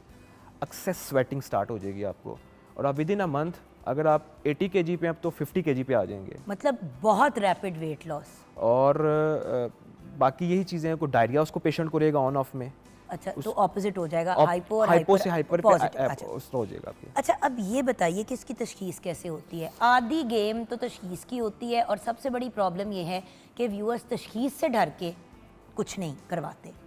अब हमारा ट्रेंड है कि जब भी पेशेंट अपनी अप्रोच करता है तो फर्स्ट ही approach to GP doctor. GP उसको नॉर्मल टेस्ट लिख के देगा, सर्टनली मेडिकेशन कुछ 2-3 दिन देगा, definitely he will not go jump toward the thyroid problem, और वो जंप करेगा नॉर्मल उसकी कॉजेज़ को डॉक्टर लेके। साहब, ये आजकल की बात करें, अबाउट 10-15 ईयर्स अगो हर डॉक्टर, हर जीपी, हर दूसरे बंदे को थायराइड की दवाई प्रिस्क्राइब कर रहा था, जिस तरह आजकल वेट लॉस के टीके प्रिस्क्राइब किए जा रहे हैं। सो आई एम सॉरी, अब नहीं कर रहे होंगे, लेकिन अबाउट 10-15 साल पहले एक तो डायबिटीज़ की दवाई और साथ में थायराइड की दवाई कंबाइन करके जीपीस दे रहे थे कि आपका वेट कम हो जाएगा। दैट टाइम, दैट एरा की अब जो बात बता रही हैं, दैट एरा में डायबिटीज़ भी पाकिस्तान बहुत पीछे था, और थायराइड के जो फंक्शंस हैं ये वेरी, मतलब once in a blue moon, आप अगर दिन में 50 मरीज़ देख रहे हैं तो 2-3 इस तरह के आ रहे हैं। बट करंटली क्योंकि अपने सिस्टम को तो आपने बर्बाद कर दिया ना, आपको बीमारी नहीं थी, एग्जैक्टली आपने बीमारी की दवाई लेनी शुरू कर दी, आपके जिस्म को लगा कि मुझे ये बीमारी है, जब आप दवाई नहीं लेते तो वो फिर वो चीज़ बनाता ही नहीं है जो आपके जिस्म की ज़रूरत होती है। अब जैसे जीपी है, जीपी उनको सीबीसी लिख के देगा, सीबीसी लिख के देने के बावजूद जब वो सब कुछ नॉर्मल चेक करेगा but patient still complaining the same, then he will think about कि आई थिंक सो कि थायराइड की तरफ जाना चाहिए, मुझे मूव करना चाहिए। ये on the depend upon the history होता है कि आप हिस्ट्री कैसी पेशेंट से ले रहे हैं। अच्छा, क्या ये मरूसी भी है, क्या ये एग्जैक्टली बहुत से बच्चे ऐसे हैं जिनको कंजेनिटल आपको हाइपो और हाइपर दोनों हो जाता है, यानी कि कंजेनिटल थायराइड प्रॉब्लम होता है। उसमें क्या होता है, बच्चा ग्रोथ नहीं कर रहा होता, उसकी बोन्स ग्रोथ नहीं कर रही होती, और उसको कॉन्स्टिपेशन रहने लग पड़ती है, दूध पी रहा है इन्फेंट बट स्टिल नॉट, उसको कोई प्रॉब्लम। तो ये चीज़ें हैं कि वो फिर जब ज़ाहिर बात है माँ बाप कंसर्न होते हैं बच्चे को लेके, तो when they lead to a doctor and then doctor will prescribe कि आप एंडोक्रिनोलॉजिस्ट, पीड्स एंडोक्रिनोलॉजिस्ट के पास जाएं, वो आपको एडजस्ट करेगा, देन इट्स क्योरेबल। अच्छा, अब मुझे बताएं इसका हल क्या है? अगर आप हाइपो में हैं तो उसका हल क्या है, और अगर हाइपरथायरॉयडिज्म में है तो तब भी उसका हल क्या है? ऐसा है कि जब हम हल की तरफ जाते हैं तो there are two sort of things. First of all तो यह है कि हाइपो और हाइपर में हम मेडिकेशंस के ऊपर चले जाते हैं। हाइपो हो गया तो हम वेरी गुड जो हम थायरॉक्सिन एक होती है कि ये वो है, सॉल्ट का नाम सॉल्ट है, नेम है बेसिकली, तो हम उसमें TSH लेवल चेक करते हैं, हाई चला गया, T4 लो चला गया, तो हम पेशेंट को प्रिस्क्राइब करते हैं एम्प्टी स्टमक में कुछ मेडिकेशन लेने की जो कि थायराइड फंक्शन लेवल को नीचे लेके आएगी। हाइपर में जाएंगे तो हाइपर में हम एंटी थायराइड थेरेपी शुरू करते हैं, और उसमें 2-3 तरह की चीज़ें हैं। उसमें ये है कि जैसे आपने कभी देखा होगा बहुत से लोगों के नेक स्वेल है, गोइटर बन गया, गिल्लड़ बना हुआ है। मैं इसकी तरफ ही आना चाह रही थी। तो इतनी मोटी गर्दन फूली हुई होती है और स्पेशली ये वाला एरिया इतना बड़ा गोल हुआ एग्जैक्टली होता है। तो होता ये है कि आप इसमें फिर डिफरेंट मेडिकेशन दे देते हैं, स्कैन्स करवाते हैं, स्कैन्स करवाने के बाद आप देखते हैं कि आया कि is that treatable. Some time होता ये है कि आपके थायराइड के ऊपर न्यूड्यूल्स बन जाते हैं, that may be benign and non cancerous. उस कंडीशन पे अगर तो कैंसरस हो जाए तो you have to do surgically remove, आपको रिमूव करवाना पड़ता है पूरा थायराइड, और वो निकल गया तो फिर तो कुछ भी नहीं बन रहा तो फिर आपको मेडिकेशन पे लेके जाता है थायरॉक्सिन ही लेनी पड़ेगी। मेडिकेशन पे लिया जाता है। देन अगर तो कैंसरस हो तो फिर आपको केमोथेरेपी जाना पड़ता है, अगर नॉन कैंसरस हो बायोप्सीज के जरिए पता चल जाता है हमें, सो देन उसको फिर दूसरे हिसाब से रिमूव किया जाता है और फिर मेडिकेशन लाइफ लॉन्ग देनी पड़ती मैं है। यही तो पूछने लगी थी कि क्या डॉक्टर साहब थायराइड का प्रॉब्लम अगर हाइपो या हाइपर में है, अच्छा हाइपो लोग बहुत ज़्यादा परेशान हो जाते हैं, एक्चुअली हाइपर बड़ा डरावना है, क्योंकि मेरी अपनी एक बड़ी क्लोज फ्रेंड थी बचपन में स्कूल में, अच्छा वो बिल्कुल ठीक थी, आहिस्ता आहिस्ता हमने नोटिस करना शुरू किया कि उसका वेट गिर रहा है, इतना वेट गिर गया कि ढांचे जैसा, बिल्कुल मतलब लिटरली उसके मुंह पे कोई मांस नहीं आई रहा। सेड टू यू कि पेशेंट अगर 80 kg का है तो with in a month 50 kg पे आएगा, 30 kg एग्रेसिवली डाउन गया। तो उसमें क्या करें? तो दोनों में आप जो कह रहे हैं ना कि इलाज क्या क्या मुकम्मल इलाज हो सकता है या सिर्फ जिस तरह डायबिटीज़ में मैनेजमेंट होती है मैनेजमेंट होती अब है? देखिए जी, डायबिटीज़ को भी अल्हम्दुलिल्लाह हम जो रिवर्सल प्रोग्राम में भी कर रहे हैं वो मैं आपको कभी बताऊंगा कि वो अब क्योरेबल हो गया है। बिल्कुल। मेरे बहुत से पेशेंट रिवर्सल पे चले गए हैं HbA1c को लेके, 70% पेशेंट जो कि जिनको medication once in a blue moon लेनी पड़ती है। अब सेम थायराइड का प्रॉब्लम ये है कि इसकी डिफरेंट कंडीशंस में, जैसे कि आपको मैंने बताया हाशिमोटो थायराइडाइटिस है, ग्रेवीज डिजीज़ के अंदर आती है, तो ये कॉमन डिजीज़ हैं जिसमें फिर नोड्यूल्स की प्रॉब्लम आती है, तो फिर मेडिकेशंस अकॉर्डिंग टू आपकी सिवियरिटी पे जाता है। But what the main thing you have to do the lifestyle modification. Hormonal disturbance में एंडोक्रिनोलॉजी के अंदर सबसे बेस्ट चीज़ है, मेडिकेशन से अलावा लाइफ स्टाइल मॉडिफिकेशन आपने करनी है। आपको बताया जाता है कि आपने कब खाना है, क्या खाना है, कितनी क्वांटिटी कार्ब्स की लेनी है, कितनी प्रोटीन्स की लेनी है और किस तरह रहना है। फिर लाइफ स्टाइल में एक्सरसाइज को कैसे आपने इम्प्लीमेंट करना है अगर आपने डेली लाइफ में चलना है। तो फीमेल्स हैं ज़्यादातर हमारे यहाँ पे जो कि थायराइड के प्रॉब्लम में मुब्तला हैं, जो व्हाट आई फेस के मोस्टली हाउस वाइफ्स होती हैं। एंड व्हाट दे डू कि जब उन्हें बोला जाता है कि आप ना एक्सरसाइज करें, मे बी आपके घर के पास कोई पार्क हो या जॉइन द जिम, ट्रेडमिल करें 1 घंटा अपनी exercise. They said we use to work from morning till evening, तो इट्स एक्सरसाइज। मैं फिर उनको बताता हूँ कि इट्स नॉट एक्सरसाइज, देखिए तो आपके डेली के चोर्स हैं। डेली रूटीन को आप एक्सरसाइज में नहीं के जुमरे में नहीं डाल सकते। जी, exactly। बिकॉज दिन में अगर मैं 10,000 स्टेप्स भी चल रही हूँ, मैंने स्मार्ट वॉच इसीलिए पहनी हुई है कि मैं अपने काउंट करती हूँ स्टेप्स, 10,000 भी चल रही हैं तो उसमें मेरे एक्टिव स्टेप्स कितने थे। Exactly, देखिए that's व्यूअर्स, यहाँ से उठ के वहाँ पे जाना, वहाँ से उस कुर्सी पे बैठ जाना, फिर यहाँ पे आ जाना, This फिर is 2 not- मिनट के लिए 5 मिनट के लिए वॉक करके वापस बैठ जाना, वो तो एक नॉर्मल आपकी दिन की एक्टिविटी है, वो आपको फिटनेस की तरफ नहीं लेके जाती। डायबिटीज़ हो गया, थायरॉयडिज्म हो गया, PCOS हो गया। मज़े की बात यह है कि व्यूअर्स किसी भी बीमारी की बात करो, ब्लड प्रेशर के इशू की बात कर लो, इवन लो ब्लड प्रेशर में कहते हैं एक्सरसाइज करो। एग्जैक्टली। एक्सरसाइज जब हर जगह कहा जा रहा है तो हम अभी भी क्विक फिक्सेस क्यों ढूंढ रहे हैं डॉक्टर साहब? 24 घंटे में हम आधा घंटा नहीं निकाल सकते, 45 मिनट नहीं निकाल सकते। हमें है कि हम we sacrifice a lot for everyone, for kids, for family, do it, we agree, but 1 घंटा या आधा घंटा अपने लिए सेक्रीफाइस करें। सेल्फ, मैं कहता हूँ पेशेंट्स को बोलता हूँ कि सेल्फिश हो जो अपने ऊपर 1 घंटे के लिए। मोबाइल साइड पर रख दो, चीज़ें साइड पर कर दो, सबको साइड करो, उस टाइम को 24 घंटे में एक टाइम निकालो, पार्क में जाओ, एक प्रॉपर तरीके से जाके उसको वॉक, जॉगिंग करो, वॉक करो, एक्सरसाइज करो। क्योंकि जब आप वॉक और एक्सरसाइज प्रॉपर तरीके से करते हैं, आपका ब्रेन, आपकी बॉडी उसको स्टिमुलेट कर रही होती है, वो हार्मोन्स रिलीज करती है। और गेम ही सारी हार्मोन्स की है, सारी हार्मोन्स की गेम, सारी गेम और हार्मोन्स। स्पेशली फीमेल्स के अंदर, क्योंकि they have to be extra care about this stuff. और डॉक्टर साहब आप देखें कि सबसे ज़्यादा ख़वातीन ही एक्सरसाइज को आप देखें, लड़के आजकल रोड पे, मुझे बड़ी खुशी होती है देख के कि वो लड़के वॉक कर रहे हैं, जिम के कपड़े पहने हुए हैं, बॉडियाँ बनी हुई हैं। बात यह कि इसलिए नहीं क्योंकि दिखने में, चलो दिखने में तो बंदा अच्छा लगता ही है, लेकिन ख़वातीन सबसे ज़्यादा डाइटिंग कर लेंगी, भूखी मर जाएंगी, कीटो डाइट कर लेंगी, कभी फ्रूट डाइट कर लेंगी, कभी अंडे और दूध की डाइट कर लेंगी, केले दूध की डाइट कर लेंगी, लेकिन भूखा मर लेंगी, लेकिन एक्सरसाइज नहीं करेंगी। जब तक आपके ब्लड की, थायराइड की तशख़्ख़ुस नहीं होगा, आपको थायराइड प्रोफाइल टेस्ट एक होता है, इसमें T3, T4, TSH level, and then there is one more जिसमें हम free T3, free T4 and TSH level check किया जाता है। जब तक इन 2 की प्रोफाइल हमारे सामने ना आए, आप तशख़्ख़ुस नहीं कर सकते, तशख़्ख़ुस प्रॉपर नहीं होगा, डायग्नोज नहीं होगा, तो आप उनको डेली लाइफस्टाइल की मॉडिफिकेशन और मेडिकेशन दे ही नहीं सकते। अच्छा डॉक्टर साहब, आपने एक इंडिकेशन की कि भाई फर्टिलिटी पे भी इशू आता है, ज़रा हमें क्लियरली बताएंगे कि अगर थायराइड अनकंट्रोल्ड हो, चाहे ज़्यादा हो या कम हो, इसके हमारे दिल पे, हमारे दिमाग पे, हमारी प्रेगनेंसी में कौन सी चीज़ों को जैसे कि डायबिटीज़ जिसको होती है, नो डाउट उसको हार्ट की प्रॉब्लम होगी। एग्जैक्टली। वो होना शुरू हो जाता है, गुर्दे में मुतासिर होने शुरू हो जाते हैं, आपका लिवर भी मुतासिर, आपकी आंखें मुतासिर होती हैं। तो थायराइड को अगर हम बेस बनाएं तो उससे और क्या क्या चीज़ें बिगड़ सकती हैं? फर्स्ट ऑफ ऑल जब देखा जाए कि प्रेगनेंसी प्रॉब्लम कर रही है, कुछ फीमेल्स ऐसी हैं जिनको बिफोर पुबर्टी या आफ्टर पुबर्टी ये प्रॉब्लम इशू शुरू हो जाता है, बट आफ्टर 2, 3, 4 ईयर्स बाद जब वो डायग्नोज होता है तो उनको पता चलता है, then they get the PCOS and some other stuff.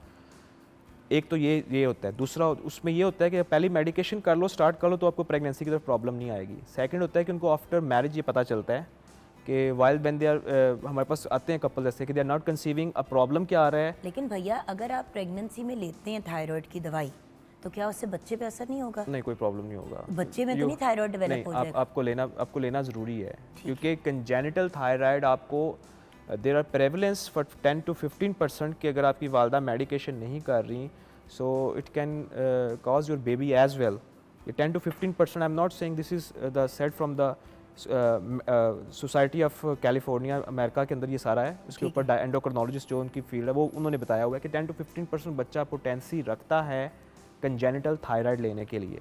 So pregnancy के सबसे बड़ा फॉल्ट फिर ये होता है कि इसकी वजह से जब आपका हार्मोन इम्बैलेंस जा रहा है, आपके ओवरीज के नज़दीक PCOS की पानी की थैलियाँ बन जाएंगी, while it will take problem to conceiving also. लेकिन जब आप थायराइड को देखोगे, जब थायराइड को नॉर्मल करोगे तो ऑटोमेटिकली ये चीज़ शिफ्ट डाउन होगी and you will conceived it. ये तो हो गया प्रेगनेंसी पे इफेक्ट। सेकंड इफेक्ट आपका हार्ट पे आ गया। हार्ट पे क्या इफेक्ट करेगा कि हमारे कुछ रिसेप्टर्स होते हैं वो भी हमारी कैरोटिड से गुजरते हैं, वो बैरो रिसेप्टर्स बोला जाता है। These receptors they work for over heart contracted, इसको पंप करने को, कंट्रैक्टिलिटी को जो है उसको देखते हैं। हार्मोन जब आपके स्पेशली T3 T4 अनबैलेंस हो गए हैं, हाइपो चला गया या हाइपर चला गया है, हाइपो चला गया है तो वो कंट्रैक्टिलिटी स्लो हो जाएगी, आपको हार्ट बीट ऐसे हो गया, आप सम टाइम पेशेंट कहेगा मेरा दिल डूब रहा है। दिल डूबने से मुराद, ये तो हमारी टर्म में है, दिल डूबने से मुराद को उसको उसकी कंट्रैक्टिलिटी ऑफ हार्ट लो हो गई है because of thyroid, hypothyroid problem, तो वो इफेक्ट करता है हार्ट को। देन जाहिर बात है कंट्रैक्टिलिटी स्लो हो गई है, आपका BP लो रहेगा, आप फटीक में रहोगे। अब जब हाइपर में आ गया तो हाइपर में बैरो रिसेप्टर्स रैपिड फायर करेंगे, रैपिड फायर करेंगे, वो इतना रैपिड फायर करेंगे कि हार्ट बीट, अब नॉर्मल हार्ट बीट है 72 से 76 के बिटवीन बीट्स पर मिनट के ऊपर 1 मिनट में, तो इसके ऊपर क्या होगा कि 125, 130, 150 पे चला जाता है पेशेंट, और उसको लगता है मेरा दिल टूट के बाहर आ जाएगा, you start to feel like that. तो हार्ट पे ये प्रॉब्लम एक होता है, इसकी वजह से BP fluctuations and other sort of cardiovascular disease की तरफ इंसान गेन करता है। ब्रेन पे इफेक्ट इसका क्या आएगा? ब्रेन पे इफेक्ट सबसे अहम चीज़ है कि हार्मोन निकल ही हमारा ब्रेन से रहा है, एंटीरियर पिट्यूटरी निकाला। अब anterior pituitary thyroid stimulating hormone, इस थायराइड हार्मोन को निकालता है, लेकिन थायराइड स्टिमुलेटिंग हार्मोन को भी ब्रेन का एक पार्ट है हाइपोथैलेमस, वो निकालता है, TRH उसको बोलते हैं, वो भी एक हार्मोन है, अब वो उसको स्क्रीट करेगा। अब ब्रेन जब आपका ये कम बना रहा है, लेस बना रहा है, क्योंकि ब्रेन एक नेगेटिव फीडबैक भेजना होता है कि जब हार्मोन बन गया है इनफ, आप इसको रोक दो बनाना, ये ब्रेन को सिग्नल्स जाते हैं। अब जब ये सिग्नल नहीं जाएगा, डिजीज़ के अगर डिजीज़ की टाइप्स हैं, अब वो फिर हम एंडोक्रिनोलॉजिस्ट इसी को देखते हैं ना, इसी चीज़ों को देखना होता है। जब वो सिग्नल नहीं जाएगा देन स्ट्रेस हार्मोन, आपके रिप्रोडक्टिव हार्मोन्स फीमेल्स के अंदर FSH, LH, ये तमाम हार्मोन्स डिस्टर्ब हो जाएंगे, तो it effects on brain as well.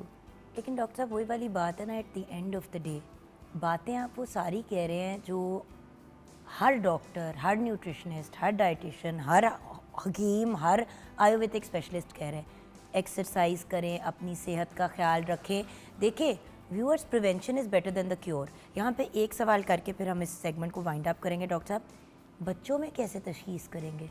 अब देखें, बच्चे तो आपको एक सर्टन एज से पहले नहीं बता पाते कि उनको क्या इशू हो रहा है। Exactly. अब अगर उनको कंजेनिटल है तो देखिए पैदाइश पे तो किसी का कोई टेस्ट नहीं होता। टेस्ट होगा।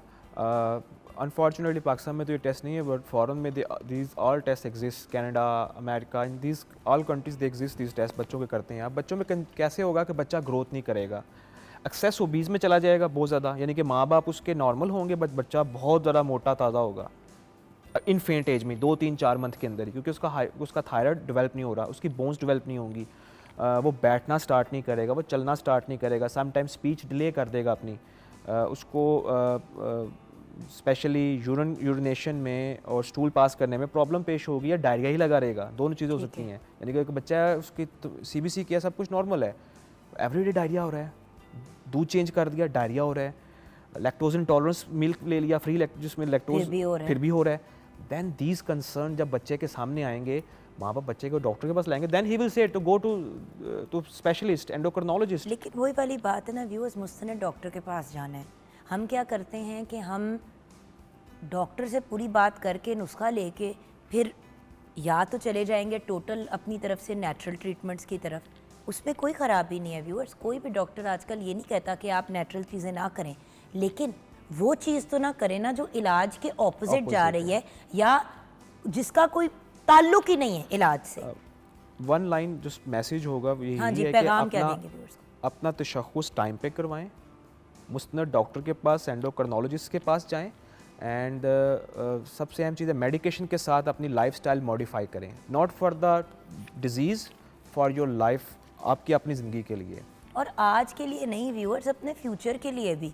जो इंसान अपनी सेहत का, जिस तरह डॉक्टर साहब ने, डॉक्टर आसिफ ज़हीर साहब ने अपनी सेहत का जिस तरीके से ख्याल रखा हुआ है, अपनी फ़िटनेस का भी ख्याल रखते हैं, इनसे ज़्यादा बिजी तो कोई नहीं हो सकता ना।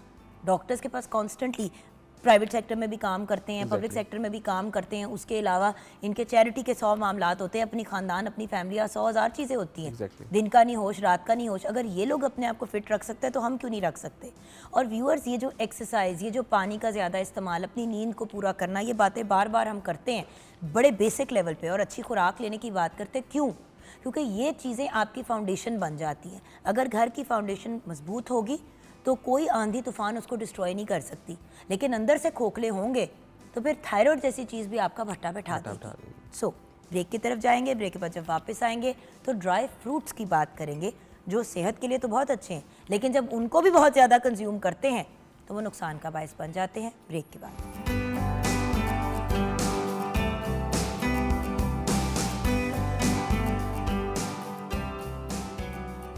Welcome back from the break viewers, आज हम बात करेंगे ड्राई फ्रूट पे, और हमारे पास एक बहुत ही ब्रिलियंट पैनल है डिस्कशन के लिए भी, और हमें गाइड भी करने के पॉइंट ऑफ व्यू से कि हम क्या क्या कर सकते हैं। लेकिन यहाँ पे एक बात ज़रूर क्लियर करूँगी, क्योंकि नैयर आपा ने मुझे एक्चुअली इस बात पे करेक्ट किया। सबसे पहले पैनल से मिल लेते हैं। ड्राई फ्रूट तो टॉपिक है, लेकिन नैयर आपा हमारे साथ हैं, the absolutely brilliant Nayyar Zikria, herbalist and cosmetologist and beauty expert. अस्सलाम वालेकुम आपा जान। वालेकुम अस्सलाम। Then we have Hakim Mohammad Ahmad Salimi, हमारे बहुत ही प्यारे भाई, प्रेसिडेंट है national council for Tibb Islamabad की, very renowned brilliant personality. Then Iram Naeem साहिबा, होम एक्सपर्ट है, फिलैंथ्रोपिस्ट भी हैं, लाइफ कोच भी हैं और होम एक्सपर्ट भी। अस्सलाम वालेकुम। वालेकुम सलाम। अच्छा, सबसे पहले तो नैयर आपा, आप जो मुझे क्लियर कर रही थी, मैंने कहा ड्राई फ्रूट, तो ज़रा बात क्लियर कर दें। हाँ जी, बिल्कुल। हम लोग जो है वो ये जितने नट्स वगैरह होते हैं इन्हें हमने ड्राई फ्रूट्स ही कहते हैं, ड्राई पाकिस्तान में, पाकिस्तान में। जबकि जो ड्राई फ्रूट्स है आजकल जो ट्रेंड चल रहा है, बहुत ज़्यादा पैकेट्स के अंदर अवेलेबल होते हैं कि जो सीजनल नहीं भी हैं, ड्राई करके जो है वो उसको खा रहे केले होते सुखा हैं। दिए, जी, मैंगो सुखा हाँ दिए, जी, कीवी सुखा और देते इस हैं, तरह की खुबानी। चीज़ें। तो ये नट्स हैं बेसिकली, ठीक है। ड्राई फ्रूट्स में हम आज बात, जी बिल्कुल, सीड्स एंड नट्स, ठीक है। तो जैसे ही सर्दियां स्टार्ट होती हैं, आपको पता है कि जिस तरह से हमारा ट्रेडिशन है, ख़ासकर पंजाब की तो मैं बात करूंगी कि आप देखें कि सर्दियां स्टार्ट होते साथ ही जो है वो इन सीड्स और नट्स को जो है वो यूज़ करके जो है वो पंजीरियाँ और इस तरह की चीज़ें जो है वो बनाई जाती हैं, ताकि सर्दियों के अंदर, क्योंकि ये बहुत ज़्यादा डर होता है कि बच्चों को ठंड ना लग जाए, बुज़ुर्ग है उन्हें ठंड ना लग जाए, तो इस तरह की चीज़ों को जो है वो बना के नाश्ता इसका जो है वो किया जाता है, ताकि आपको एक पूरी एनर्जी मिले, आपका इम्यून जो है वो स्ट्रॉन्ग हो। और ये वाली चीज़ें जो हैं वो एक तरह से सर्दियों में फ्यूल का काम करती हैं, क्योंकि एक कॉन्सेप्ट है ना कि ये गर्म है, इनकी तासीर गर्म है। तो सर्दियों के अंदर आपको पता है कि इस तरह की चीज़ों की ज़रूरत होती है कि सर्दी जो है वो फील ना हो, ठंड ना लगे बहुत ज़्यादा। तो ये चीज़ें जो हैं वो एक तो ठंड से भी क्योर करती हैं और प्रॉपर आपको एक एनर्जी भी जो है वो देती हैं। तो व्यूअर्स, हम बात कर रहे हैं nuts, seeds and dry fruit की। ड्राई फ्रूट पाकिस्तान में व्यूअर्स हमेशा यही कहा जाता है कि वो ड्राई फ्रूट, तो आपको पता होता है कि नट्स की बात हो रही है, किशमिश की बात हो रही है, सूखी खुबानी की बात हो रही है। अब क्योंकि बहुत ज़्यादा ड्राई फ्रूट जो है उसको, एक्चुअली तो ड्राई और फ्रूट यही है, एक्चुअली तो सूखा फल ही है ड्राई फ्रूट, लेकिन हमारे यहाँ कंबाइन किया जाता है। तो we are talking about nuts, seeds and dried fruit. हिकमत क्या कहती है सर? अल्लाह ताला ने हमें हर मौसम से बचाव के लिए उस मौसम से मुतल्लक फल, सब्जियां और जो भी चीज़ें कुदरती तौर पर ज़्यादा इस्तेमाल होती हैं वो मौसमी असरात से बचाव का ज़रिया भी होती हैं। जब नैयर आपा भी फरमा रही थी कि सर्दी ज़्यादा होती है तो हमें ग़िज़ाइयत से भरपूर चीज़ों की ज़रूरत होती है, जो आपको कैलोरीज़ दें, जो आपको हरारत मुहैया करे और आपकी एनर्जी बेहतर हो, उसमें आपकी इम्यूनिटी बेहतर हो। तो उसके लिए अल्लाह ताला ने हमारे ये जो इस तरह अपनी वजाहत की नैयर आपा ने भी कि ये ड्राई फ्रूट्स और ख़ास तौर पर नट्स जो हैं, बादाम, अखरोट, काजू, पिस्ता, ये चीज़ें जो ख़ास तौर पर नट्स में आती हैं, ये सारी चीज़ें, इनका इस्तेमाल हम देखते हैं सर्दियों में बहुत ज़्यादा बढ़ जाता है। तो कुदरती तौर पर मौसमी असरात से बचाव के लिए तिब्बी नुक्ता नज़र से ये बेहतरीन चीज़ें हैं। जी, आप होम पॉइंट ऑफ व्यू से आपको भी पता है कि घरों के अंदर जैसे ही सर्दियों की आमद होती है, ड्राई फ्रूट का एक अंबार होता है। मतलब इन द सेंस कि आप जो भी अफोर्ड करें, चाहे सिर्फ मूंगफली हो, लोग मूंगफली ले आते हैं, उसको खोल खोल के हीटरों के सामने बैठ के खाते हैं। जैसे आपसे तो मैंने सिर्फ ड्राई फ्रूट खाने की बात नहीं करनी, ड्राई फ्रूट खाने का एक अंदाज भी होता है।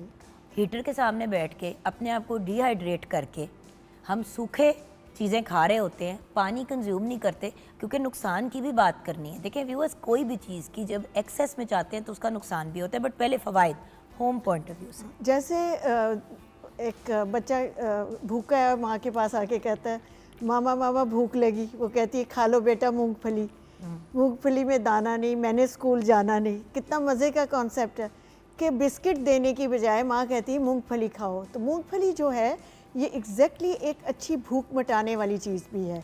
हम लोग बच्चों को बिस्किट और दूसरी चीज़ें देते हैं, इससे बेहतर है हम बच्चों को नट्स दें, हैंडफुल ऑफ नट्स दे दें। एग्जैक्टली और ये जो आप बता रही ना कि हम लोग हीटर के सामने, ये देखें हम एक ज़माने में बचपन हमारा ऐसे गुजरा कि मूंगफली घर खुली नहीं आती थी, उसे हम खुद खोल खोल के मिल के बैठ के खाते थे, और वो एक दाना जो गुम हो जाता था उसके ऊपर लड़ाई हो जाती थी बिल्कुल। कि कहीं मिले और वो खाए। तो वो जो मज़ा था सोशलाइज करने का, रात को बैठ के बातें करने का, उसमें हमारे पेरेंट्स हमसे स्कूल के बारे में बातें करते थे, वो ख़त्म होता जा रहा है। हम चाहते हैं कि अब फिर से बच्चों को इस तरह की चीज़ों पे लाया जाए और उनको चबाने की आदत डाली जाए कि वो चबा के खाएं, ना कि उसको वो क्या पाउडर आपने मेरी बना के दुखती खाएं। रग पे उंगली रखती है। Exactly. बल्कि खाने की बात कर रहे हैं तो मेरी सहेली भी किचन में पड़ी खड़ी है राहों में, तो उनकी तरफ भी नज़र डालते हैं। और बाय द वे इसमें भी नट्स का इस्तेमाल हो सकता है, जी राइट? बिल्कुल हो सकता है। इसमें हम बादाम का पेस्ट जो है बना के वो ऐड कर सकते हैं। उसके अलावा जो है आप काजू का पेस्ट ऐड कर सकते हैं,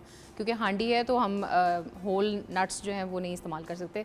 और एक चीज़ मैं ऐड करना चाहूँगी, जिस तरह अभी आप नट्स की बात कर रहे थे, तो जो एनर्जी बार्स होती है ना जो हम बनाते हैं, जो खजूर के साथ हम बना लेते हैं, तो बच्चों के लिए वो खाना जो है ना वो बहुत ईजी हो जाता है। जिस तरह अभी आप चबाने की भी बात कर रहे हैं, तो उसमें जब वो खजूर का हम पेस्ट ऐड कर देते हैं ना मिक्सचर, तो वो बार्स बना के आप बच्चों को दें, बच्चे बहुत उसको पसंद करेंगे। लेकिन आपको एक बात बताऊँ तैयबा जी, आजकल बच्चों के दांत नहीं गिर रहे। होता ये है कि दूध के दांत इसलिए नहीं गिरते क्योंकि हम जब छोटे होते हैं तो हम सेब खाते थे, गंडेरी खाते थे, नट्स चबाते थे, चबा के खाते थे। हमने इतनी सॉफ्ट कर दी हैं चीज़ें कि वो नरम नरम चीज़ें खा खा के हमारे दांत गिरते ही नहीं है बच्चों के। अब मैं पिछले दिनों ये डॉक्टर से पूछ रही थी, डेंटिस्ट से, मैंने कहा यार बच्चों के दांत ही नहीं गिरते, डिगेंगे तो अगले निकलेंगे।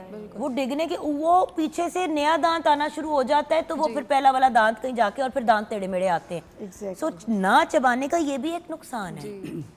But thank you so much. हमारी डिश जी, बलोची चिकन हांडी जो है वो बिल्कुल तैयार है, और इसको आप सर्व करें या तो कलवंजी नान के साथ या पराठे के साथ, तो ये बहुत अच्छी लगेगी। Thank you so much Tayyaba ji, बहुत बहुत शुक्रिया जी। अब नुकसान की अगर बात करें, देखिए अभी हम आएंगे चीज़ें बनाने की तरफ गाइडेंस के लिए, लेकिन अगर नुकसानात की बात करें, नट्स का, ड्राई फ्रूट का, इन चीज़ों का ओवर यूज़ क्या करता है, क्योंकि लोग पूरा साल नहीं खाते और फिर सर्दियाँ शुरू होती हैं तो थोक के हिसाब से खा रहे होते हैं। अगेन लोग कहेंगे अफोर्ड कौन करता है, व्यूअर्स अफोर्ड करने वाले तो सब कुछ कर लेते हैं, ठीक है, चिलगोज़ा नहीं बंदा ले पाता, काजू नहीं ले पाता, लेकिन मूंगफली, बादाम, थोड़े बहुत वो तो अखरोट वगैरह तो बंदा खरीद ही लेता है, कर लेता है। मैंने हैंडफुल ऑफ नट्स जो है वो बेहतर है। मुट्ठी भर मूंगफली का बहुत ज़्यादा इस्तेमाल आप देखें कि जिन लोगों की जो बॉडी, हर एक का साइकिल सिस्टम डिफरेंट होता है, जिन लोगों की गर्मियाँ स्टार्ट होते साथ ही एक्नी और इस तरह के इश्यूज़ होते हैं, अगर वो लोग सर्दियों के अंदर जिस तरह से मूंगफली या जो भी ये नट्स वगैरह है इनका अगर ज़्यादा इस्तेमाल करेंगे, उन दिनों में तो इतना फील नहीं होगा, लेकिन जैसे ही गर्मियाँ स्टार्ट होंगी साथ ही जो है वो बहुत ज़्यादा जो है वो स्वेयर, एक्नी जो है वो उनको स्टार्ट हो जाती है, एक्स्ट्रा ऑर्डिनरी जो है वो सीबम प्रोड्यूस हो रहा होता है, और फिर जो है वो एलर्जीज़, एक्नी, रैशेज़, इस तरह के इश्यूज़ बहुत ज़्यादा हो जाती हैं। तो कोशिश करें कि ख़ासकर जिनकी इस तरह के इश्यूज़ हैं, जिनकी बॉडी का साइकिल ऐसा है कि सीबम ज़्यादा प्रोड्यूस हो रहा है, तो वो एहतियात करें, बहुत ज़्यादा इसका इस्तेमाल नहीं करें। क्योंकि PCOS की जो बच्चियाँ होती हैं उनको ज़रूर कहा जाता है कि नट्स एंड सीड्स इस्तेमाल करें, लेकिन लिमिट के अंदर। जब हम झल्ले हो जाते हैं, देखिए व्यूअर्स, पानी भी ज़्यादा इस्तेमाल करोगे तो वो आपको नुकसान पहुंचाएगा, नुकसान देगा, न्यूट्रिएंट्स नहीं अब्सॉर्ब होने देगा। सर्दी के मौसम में आप देखें ऑरेंज बहुत ज़्यादा होता है, अगर आपने खा ली हैं तो कोशिश करें कि फिर सिट्रस फ्रूट्स का या ऑरेंजेस का, इनका इस्तेमाल लाजमी जो है वो करें। जी सर, इसमें ना असल में हम मुट्ठी भर तो कह रहे हैं, दो चीज़ें, एक पिस्ता और एक मूंगफली। इसकी अगर मुझसे पूछना भी कितना एक दिन में एक बंदे ने कितना खाना है, तो 50 ग्राम, ये दो चीज़ें। बाकी जितने भी अच्छा, छिले हुए छिले या छिले हुए आप पिस्ता 50 ग्राम तक एक दिन में एक बंदा ले सकता है। वो फिर अब एज के इतना सा हिसाब तो से बनता है वो। थोड़ा सा बनता है बट अगर आप पिस्ते छील छील के खा रहे हैं तो वो इतने भी आपको इतने ज्यादा जी लगेंगे। उसमें। अच्छा क्योंकि ना ये ड्राई फ्रूट्स या जो नट्स होते हैं इसमें जो कैलोरीज बहुत ज़्यादा होती हैं और मामला बाकी जितने भी नट्स हैं ना ये आधी टांग से ज़्यादा नहीं खाने चाहिए जितने भी हैं। आधी चटांग कितनी होती आप 2-2.5 चम्मच कह सकते हैं अगर वो कर लें। यानी कि आपने 12 ये देखे ना कि प्लेट के हमने ड्राई फ्रूट रखा हुआ है, अगर आप इस तरह का एक प्लेटर बना लें, हाँ जी। ऑब्वियसली इतने ज़्यादा आपने खजूर नहीं खाने और इतनी ज़्यादा अंजीर आपने एक ले ली, आपने 2 खुबानियाँ ले ली, एक आपने हाँ खजूर ले लिया, साथ में आपने अपने नट्स थोड़े थोड़े ले लिए, तो ये एक बड़ा ये प्रॉपर एक मील बन जी, जाती है proper भैया। मील बन जाती है। उसमें अच्छे खासे मतलब कैलोरीज होती हैं इसमें और काफ़ी ज़्यादा ये। और फिर ये है कि इसका हम आम तौर पर जब मौसम स्टार्ट होता है तो अंधाधुंध इसका इस्तेमाल शुरू हो जाता है। तो एक तो ये हाई कार्बोहाइड्रेट इसमें ये ज़रा रिच है, तो वो जो वज़न से जो बड़े सेंसिटिव लोग होते हैं उनको मसला है। फिर अच्छा इसके बारे में ड्राई फ्रूट्स या नट्स के हवाले से दोनों तरह की बातें की जाती हैं कि डायबिटिक पेशेंट हैं या वेट गेन करने वाले लोग हैं जो बहुत ज़्यादा हेल्थ कॉन्शियस लोग होते हैं उनमें मसला सिर्फ एक है। जो दोनों तरह की बातें हैं ना, किसी कोई कहता है इसमें फ़ायदा मंद है, कोई कहता है थोड़ा सा नुकसानदेह भी है। इसमें फ़ायदा और नुकसान आप मैनेज कर सकते हैं अगर आप इसको लिमिट के अंदर खाएं तो। और वो देखें आपने खुद कंट्रोल करना है व्यूअर्स। अम्मा अब्बा तक नहीं रोकते, अम्मा अब्बा खुश होते हैं पुत्र खा रहा है। आपने एज पेरेंट्स अपने बच्चों को रेगुलेट करना है। मुझे क्यों आदत है कि अगर मैं बैठती हूँ खाने के लिए नट्स तो जब तक इतने ना खा लूँ मेरी रूह को सुकून नहीं आता, क्योंकि बचपन की आदत थी। जब बंदा 6-7 दाने खा के छोड़ता था तो माँ बाप कहते नहीं खाओ खाओ खाओ बेटा खाओ खाओ, मैं सदके जाऊँ, नानो दादो। अब बात ये है कि ये हैबिट्स हैं जो हम बचपन में डालते हैं। अब के पेरेंट्स बड़े अक्लमंद हैं, मुट्ठी भर खिलाते हैं नट्स, लेकिन जो हमारे से पिछली जनरेशन है उनको भी सही गाइड करना ज़रूरी है। राइट आप एग्जैक्टली देखिए मुझे किसी ने एक बड़ी अच्छी डाइट दी थी और मैं खांसी थी उन दिनों, तो बड़ी अच्छी डाइट थी। उसमें उसने कहा शाम को चाय के साथ आपने 2 खजूर और 4 बादाम लेने। अब मैं सोचूं वही आपके वाली बात, 4 बादाम वो तो ख़त्म हो जाएंगे जल्दी से। उसने कहा नहीं, आपने आराम से बैठ जाना है, चाय का कप ले लो या कुछ ले लो, चबा के आस्ता आस्ता 2 खजूरें और 4 बादाम, और रात को आपने सिर्फ 1 मुट्ठी किशमिश के साथ थोड़ी सी अखरोट। आप बिलीव करें कि मैं उसमें सेटिस्फाई हो जाती थी। और होता ये कि क्योंकि जैसे कि कहा कि कैलोरी डेंस है, पेट भी भर जाता है और भूख बाद में अब आपने अगर चाय के टाइम ये खा लिया, आप रात का खाना कम खाएंगी। एग्जैक्टली यही डाइट का फ़ायदा होता है ना। अगर हम प्रॉपर चीज़ें लें, प्रॉपर तरीके से खाएं, खाना खाएं और लालच ना करें कि आज का दिन और कल नहीं आना, तो बहुत आराम से हम थोड़ा थोड़ा खा सकते हैं। अच्छा अगर हम आ जाएं अपने काउंटर पे और साथ साथ बात करते हैं। जी मेरे भाई बताइए मुझे इसमें अच्छा मुझे पता चल जाता है कौन सा किसका काउंटर है।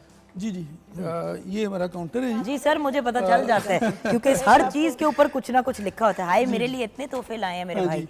अच्छा आज देसी घी भी है आज। क्या बात है और आपकी। एक बात हम कहें तो थोड़ी सी जो ना इसकी डिसएडवांटेजेस के वाले से। अच्छा एस्थमा के लोग भी होते हैं, तो जो जिनको दमा वगैरह है तो नट्स का जो इस्तेमाल करते हुए ख़ास तौर पर बाज़ मूंगफली से या कुछ दीगर नट्स से एलर्जी का मामला है, तो वो ज़रा एहतियात करें इस मामले में। और कुछ दीगर फूड एलर्जीज़ का मसला भी होता है, तो इसलिए इसका ज़्यादा इस्तेमाल फिर वो उन मामलात का। मैं अब आपके रास्ते से बाहर निकल रही हूँ ताकि आप आराम से व्यूअर्स को सुकून से एक्सप्लेन करें कि हाय फुल मखाने आई लव यू मेरे फेवरेट हैं। और मुझे जब से आपा ने बताया ना कि भून के इसको खा लो, कोई नमक कोई इस पे नमक नहीं डालना, कोई इसको कुछ नहीं करना, ड्राई रोस्ट करो और एयर फ्रायर में भी डाल सकते हैं। इतने मजे के क्रिस्पी और पॉपकॉर्न से 1000 गुना ज्यादा फायदेमंद, और इतने से व्यूअर्स लिटरली आप खाएंगे और आप पूरे दिन के लिए आपका पेट भरा हुआ होगा। ये क्या खूबसूरत चीज़ है। जुगन अगर आप दही में डाल के खाएं बड़े मजे के लगते हैं, बिल्कुल ऐसे जैसे आप कोई सीरियल खा रहे हो। लेकिन वो फायदा भी देते हैं। रोस्ट करके या रोस्ट की रोस्ट करके ये मजा इनका रोस्ट करके। वैसे वो थोड़े से चबाए नहीं जाते, वो चिपचिपी से ये रोस्ट करके। अच्छा इसमें एक तो ये है कि सर्दियाँ शुरू होती हैं ना, तो बाज़ लोगों को यूरिन बहुत ज़्यादा आना शुरू हो जाता है। अच्छा कमर दर्द के मामला भी देखे हमने, पहले तो बड़ी उम्र के लोगों में देखा जाता था, अब छोटी उम्र में भी लोगों को कमर दर्द का मामला होते हैं, कमज़ोरी फील करते हैं। और फिर सर्दियों में हमारा ट्रेडिशन है कि पंजीरी, जैसी सर्दियाँ शुरू होती थी तो पंजीरी का एक कॉन्सेप्ट आता था कि जी पंजीरी घर में बना के जो अम्मी जान है, दादी नानी बना के रखती थी। भाई हमारी नैयर आपा हमें ठीक है 100 दफ़ा ठीक सिखा है। चुकी है, आपा आपने भी हमें एक दफ़ा बताया था पंजीरी, एक हेल्दी पंजीरी, क्योंकि अब तो पंजीरियाँ भी अजीब औखी सी बननी शुरू हो गई हैं भाई। तो इसमें जी तो एक तो हम आज इसमें पंजीरी का एक रेसिपी बता रहे हैं, और आप ये देख रहे हैं कि एलोवेरा रखा हुआ है साथ ही। ऐसा की काम। अच्छा, इन्हें ना इसका काम तो ये है कि ये बेहतरीन एक गजाइयत से भरपूर प्लांट है, इसे खाने मैजिक में भी प्लांट, लगाने में भी दोनों तरह, स्किन के पीने लिए में भी। पीने में भी, ठीक है। तो इसलिए ये वैसे तो इस पंजीरी का पार्ट नहीं है, मगर मैंने इसको ख़ास तौर पर साथ रखा है कि जिनको ख़ास तौर पर कमर में दर्द होती है या वीकनेस फील करते हैं या जिसमें दर्द वगैरह फील करते हैं तो उसमें ऐड कर सकते हैं।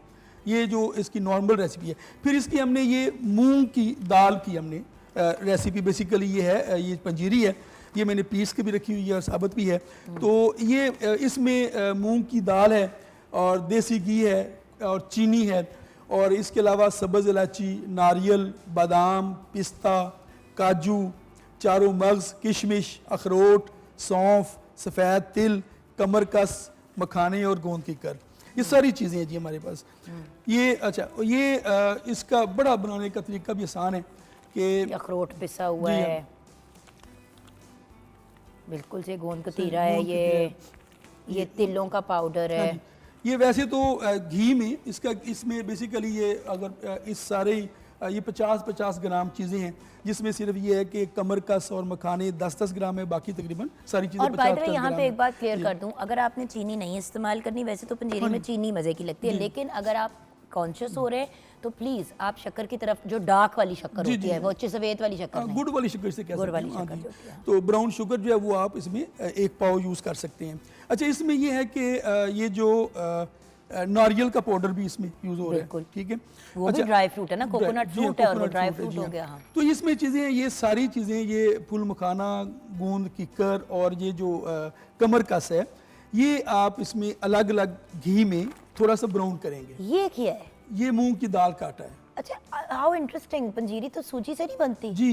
नहीं, इसमें ये दालों की भी तो दालों होती है ना, की चने की दाल की, मूंगी की दाल की। अच्छा, आई डिडंट नो दैट, मैंने हमेशा ये बड़ी पंजीरी- मजे ये की बहुत होती है। मज़ेदार बनेगी। बहुत अच्छा, अच्छी। इसमें आप इसकी जगह पे सूजी यूज़ कर सकते हैं, भुने हुए चने का आटा यूज़ कर सकते हैं, ठीक है ना, ये दोनों इसमें रिप्लेस कर सकते हैं। हम मूंग की दाल की इसमें बेसिकली बता रहे हैं। तो ये सारी चीज़ें, ये मैंने बताया कि फूल मखाना। अब प्रोसीजर क्या है भाई? प्रोसीजर ये है कि इसमें 1.5 पाव देसी घी होगा, ठीक है। उसमें से आधा घी ले लें, आधा घी लेकर उसमें से ये फूल मखाने, गोंद किकर और ये जो है कमरकस, इसको अलग अलग ब्राउन करेंगे, अलग अलग अलग अलग इसको ब्राउन कर लेंगे। फिर इसमें आप किशमिश भी इस तरह कर लेंगे। फिर जो बाकी नट्स हैं सारे, वो भी आप देसी घी में इसी तरह अलग अलग ब्राउन करके तो इनको आप पीस लेंगे, ठीक है, ठीक है। सौंफ अलग, सौंफ ब्राउन नहीं करना, सौंफ को वैसे ही डायरेक्ट पीस लेना है इसमें, ठीक है। ठीक है। और जब ये हो जाएगा, बाकी जो आधा घी है उसमें इलायची डाल देंगे, 5-7 दाने इसमें शामिल होती हैं छोटी इलायची के, और ये जो हमने मूंग की दाल है इसको उसमें ब्राउन कर लेना है, और अच्छे से भूनना है, अच्छे से भून लेना है। जलाइएगा मत वरना बजाएगा हो जाए। तो बाकी जो है कि आधा घी में बाकी चीज़ें और आधे घी में मूंग की दाल का जो इसको उसमें ब्राउन कर लेंगे जब इसके आटे को। तो वो फिर ये सारी चीज़ें पाउडर करके मिक्स कर देंगे, चीनी साथ, पिसी हुई चीनी साथ शामिल कर दे, पंजीरी तैयार। पिसी हुई चीनी भी डाल सकते हैं, और अगर आप मोटी भी छोड़ देते हैं तो बिल्कुल वो इजी हो जाता है। अच्छा, और कोई चीज़ आप बताएंगे सर? ये हमारी जी मेन। हाँ, ये मेन हमारी रेसिपी है जी। अच्छा, बट कंज्यूम कितना करना है? देखिए, पंजीरी का सबसे बड़ा इशू ये होता है कि एक दफ़ा मुंह को लग जाए और मज़े की हो तो रुका नहीं जाता। मैं एक ज़माने में पाव पंजीरी खा जाती थी भैया, एक पाव पूरी खा जाती। जी ऐसे ही है। इसमें ये ज़्यादा यूज़ करने से फिर मसले ख़राब होते हैं। इस तरह नैयर आप बता रही थी ना, पिंपल्स और इस तरह के मामला फिर शुरू हो जाते हैं, और इसलिए इसको 1 से 2 चम्मच और साथ दूध पी लें, ठीक है, तो वो बहुत अच्छा है। बिल्कुल सही, ठीक है। अच्छा, तो यहाँ पे हम ब्रेक की तरफ बढ़ेंगे। ब्रेक के बाद जब वापस आएंगे तो नैयर आपा से भी गाइडेंस लेंगे, एंड ऑफ कोर्स हिरम आपी हमारे साथ हैं, उनसे भी हमने जानना है कि किस तरीके से मज़ीद हम अपनी कंजम्पशन कर सकते हैं of nuts, seeds and dry fruits. हम ड्राई फ्रूट की टर्म अगेन फिर से क्लियर करूँगी इसलिए यूज़ करें क्योंकि ड्राई फ्रूट अब एक मुख्तलिफ चीज़ हो गई है दुनिया के अंदर। पहले ड्राई फ्रूट में सारा कुछ ही आता था। तो छोटी सी ब्रेक लेंगे, वापस आएंगे, आपा भी हमें गाइड करेंगी खाने में भी और लगाने में भी, एंड ऑफ कोर्स इरम आपी भी बताएंगी। आप हमारे साथ रहिए।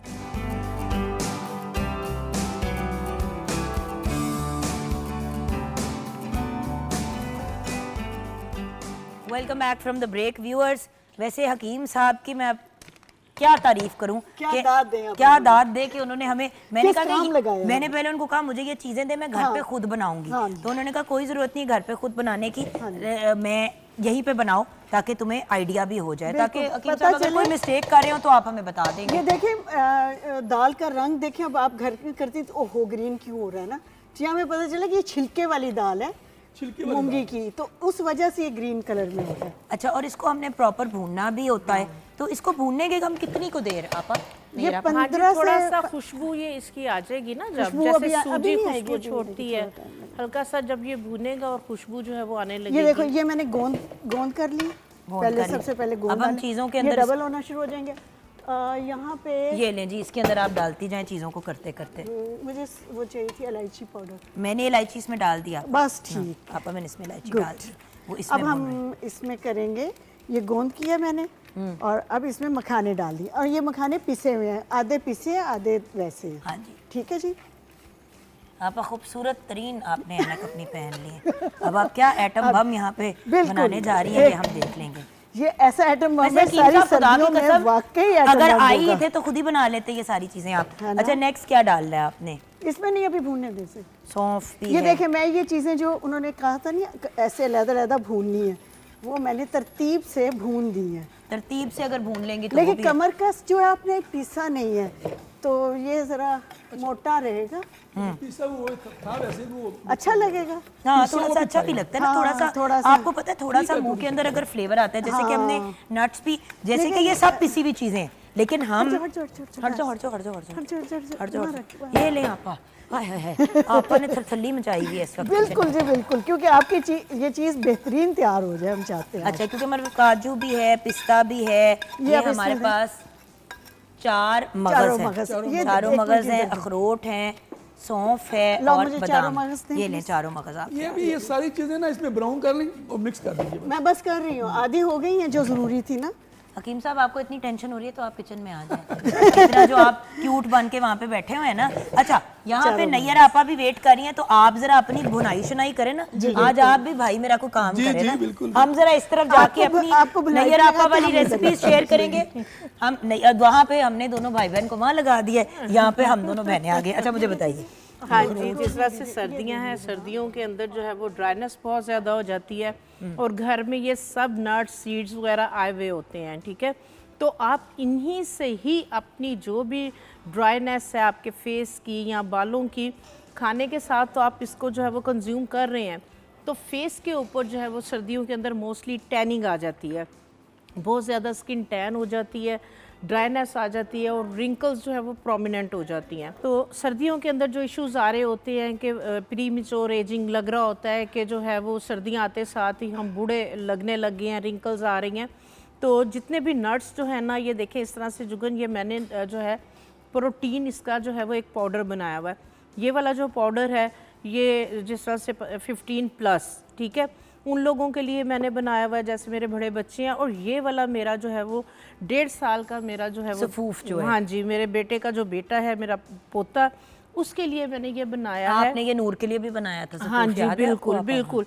आप क्या करें कि आप छोटे बच्चों के लिए जो है वो ओट्स लें, ओट्स लेके उसके अंदर जो है वो इनको जो है वो मखाने, इसको जो है वो हल्का सा भून के इन दोनों का पाउडर बना लें, ठीक है। अगर 1 प्याली इसका पाउडर है मखाने का, 1 प्याली अगर ओट का पाउडर है, उसके अंदर 1 टेबलस्पून आप अखरोट का पाउडर, 1 टेबलस्पून उसके अंदर आप बादाम का पाउडर, 1 टेबलस्पून उसके अंदर आप काजू, 1 टेबलस्पून उसके अंदर आप पिस्ते का पाउडर, ये सारी चीज़ों को जो है वो आप पाउडर बना के इसमें आप जो है वो सफ़ेद तिल भी ऐड कर सकते हैं, चारों मगज़ भी, लेकिन मैंने वो नहीं डाले। ये वाले जो है वो बेहतरीन नट्स हैं कि जो बहुत अच्छे तरीके से जो है वो डाइजेस्ट हो जाएंगे। तो ये वाला पाउडर जो है वो इसके अंदर आप तकरीबन 2 टेबलस्पून डाल के, ये देखें इस तरह से आप बच्चों के लिए बना के रख लें। दूध गर्म करें और आप इसको जो है वो गर्म दूध के अंदर डाल के एक पतली सी जो है वो खीर बन जाएगी। तो ये आप 1.5 साल 2 साल के बच्चों को भी आप ये वाली जो है वो दे सकती हैं। जो डब्बों के अंदर जो है वो बनी बुनाई जो है वो पाउडर आते हैं, उससे ये बहुत ज़्यादा बेहतर है। ठीक है, उसके बाद जो है ये इसको मैंने इसके लिए लिए हैं भुने हुए चने। भुने हुए चनों के अंदर जैसे हकीम साहब आपने भी कहा कि भुने हुए चने एक बड़ी पॉजिटिव चीज़ है, ये मुझे धुएं की जो इतनी स्मेल आ रही है, सड़ तो नहीं गई हमारी दाल? अच्छा, हमने बड़ी कोशिश की और नहीं सड़ने दी इसको। नहीं सड़ने दी। ये अब इसकी नेचुरल स्मेल आनी शुरू हुई है और ये इसकी ये कि ये अब तैयार हो गई है। तैयार हो गए तो अब हम उसी में मिक्स कर देंगे जी। सारी चीज़ों को मिक्स कर देंगे। ठीक है, तो ये जो प्रोटीन पाउडर है, आजकल आप देखें कि बच्चे जो जिम वगैरह जाते हैं, बच्चियां जिम जाती हैं, तो प्रोटीन पाउडर जो है ना वो ले रही होती हैं। तो ये वाला प्रोटीन पाउडर आप घर में इसको बनाएं।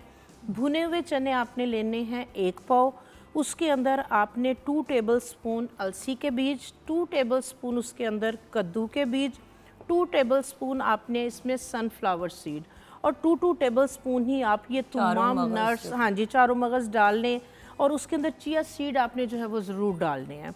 तो इन सब को जो है वो पाउडर बना के जो है ये रख ले। तो ये भी आप जो है वो गर्म दूध के अंदर भी डाल के इसको आप जो है वो ले सकते हैं सुबह में या रात को। अगर आप खाना नहीं खा रहे तो 1 टेबलस्पून आप इसको दूध के अंदर डाल के लें। इसके अंदर अगर आप साथ 1 खाने का चम्मच हल्दी का अगर जुगन ऐड कर लेंगे तो ये जिस तरह से मौसम चेंज की वजह से इन्फ्लेमेशन और इस तरह से जो है वो एलर्जीज़ वगैरह ये चीज़ें इन्फेक्शंस वगैरह हो रहे होते हैं, तो ये तमाम चीज़ों को जो है वो ट्रीट करने के साथ साथ आपके इम्यून सिस्टम को जो है वो बहुत ज़्यादा बूस्ट करेगा। इसके बाद मैं एक फेशियल ऑयल बताऊंगी कि आजकल ना लोग बहुत ज़्यादा कहते हैं कि खुबानी का तेल जो है बड़ा एंटी एजिंग बहुत होता है ज़बरदस्त। और हुंजा साइड पे अगर आप देखें तो इतनी खूबसूरत स्किन होती है और इतनी ब्यूटीफुल स्किन की क्वालिटी होती है। आपको पता है एक ज़माने में यहाँ पर मेरी जब स्किन स्पेशली विंटर्स में जब बहुत ड्राई हो जाती है जैसे आजकल, तो मैं करती ये हूँ कि मैं थोड़ा सा ना अपना सीरम लगा लिया वॉटेवर। अब मुझे लग रहा है स्किन बहुत ड्राई है, नाक ड्राई हुई हुई है, साइडें ड्राई हुई हैं फेस की, माथे पे पैचेस आए हुए हैं, आईज के ऊपर आईलिड्स बड़ी ड्राई हो जाती हैं, तो मैं क्या करती हूँ, मैं थोड़ा सा एप्रिकॉट ऑयल लेके पूरे फेस और नेक पे बहुत ज़बरदस्त जुगन मैं पिछले, हाँ जी, मैं पिछले साल जो है वो मैं हुंजा वगैरह गई तो वहाँ पर मैंने बहुत ज़्यादा शॉप्स पे ये वाले बीज देखे। तो इसकी उन लोगों से क्वालिटीज़ वगैरह पूछी तो उन्होंने कहा ये सीबक थॉर्न के बीज हैं, जो वहाँ के जंगली बेर होती है ना, ये उसके बीज हैं। इसकी प्रॉपर्टीज़ और क्वालिटीज़ जब मैंने पढ़ी, अगर आपकी फ्रैकल्स किसी भी चीज़ से नहीं जा रही तो ये जो है वो एंटी एजिंग के साथ साथ ये आपकी छाइयों को, आपकी फ्रैकल्स को, आपकी पिगमेंटेशन को रिमूव करने के लिए बहुत बेस्ट है। लगाने में भी इसका ऑयल जो है वो यूज़ होता है। उसके बाद फिर इसका ऑयल मैंने अपनी प्रोडक्ट के अंदर भी इसको जो है वो यूज़ करना शुरू किया। ये वाले बीज अगर आप जो है वो आराम से जो है वो पंसारी की दुकान से आपको मिल जाते हैं, थोड़े से महंगे होते हैं, बहुत ज़्यादा महंगे नहीं हैं।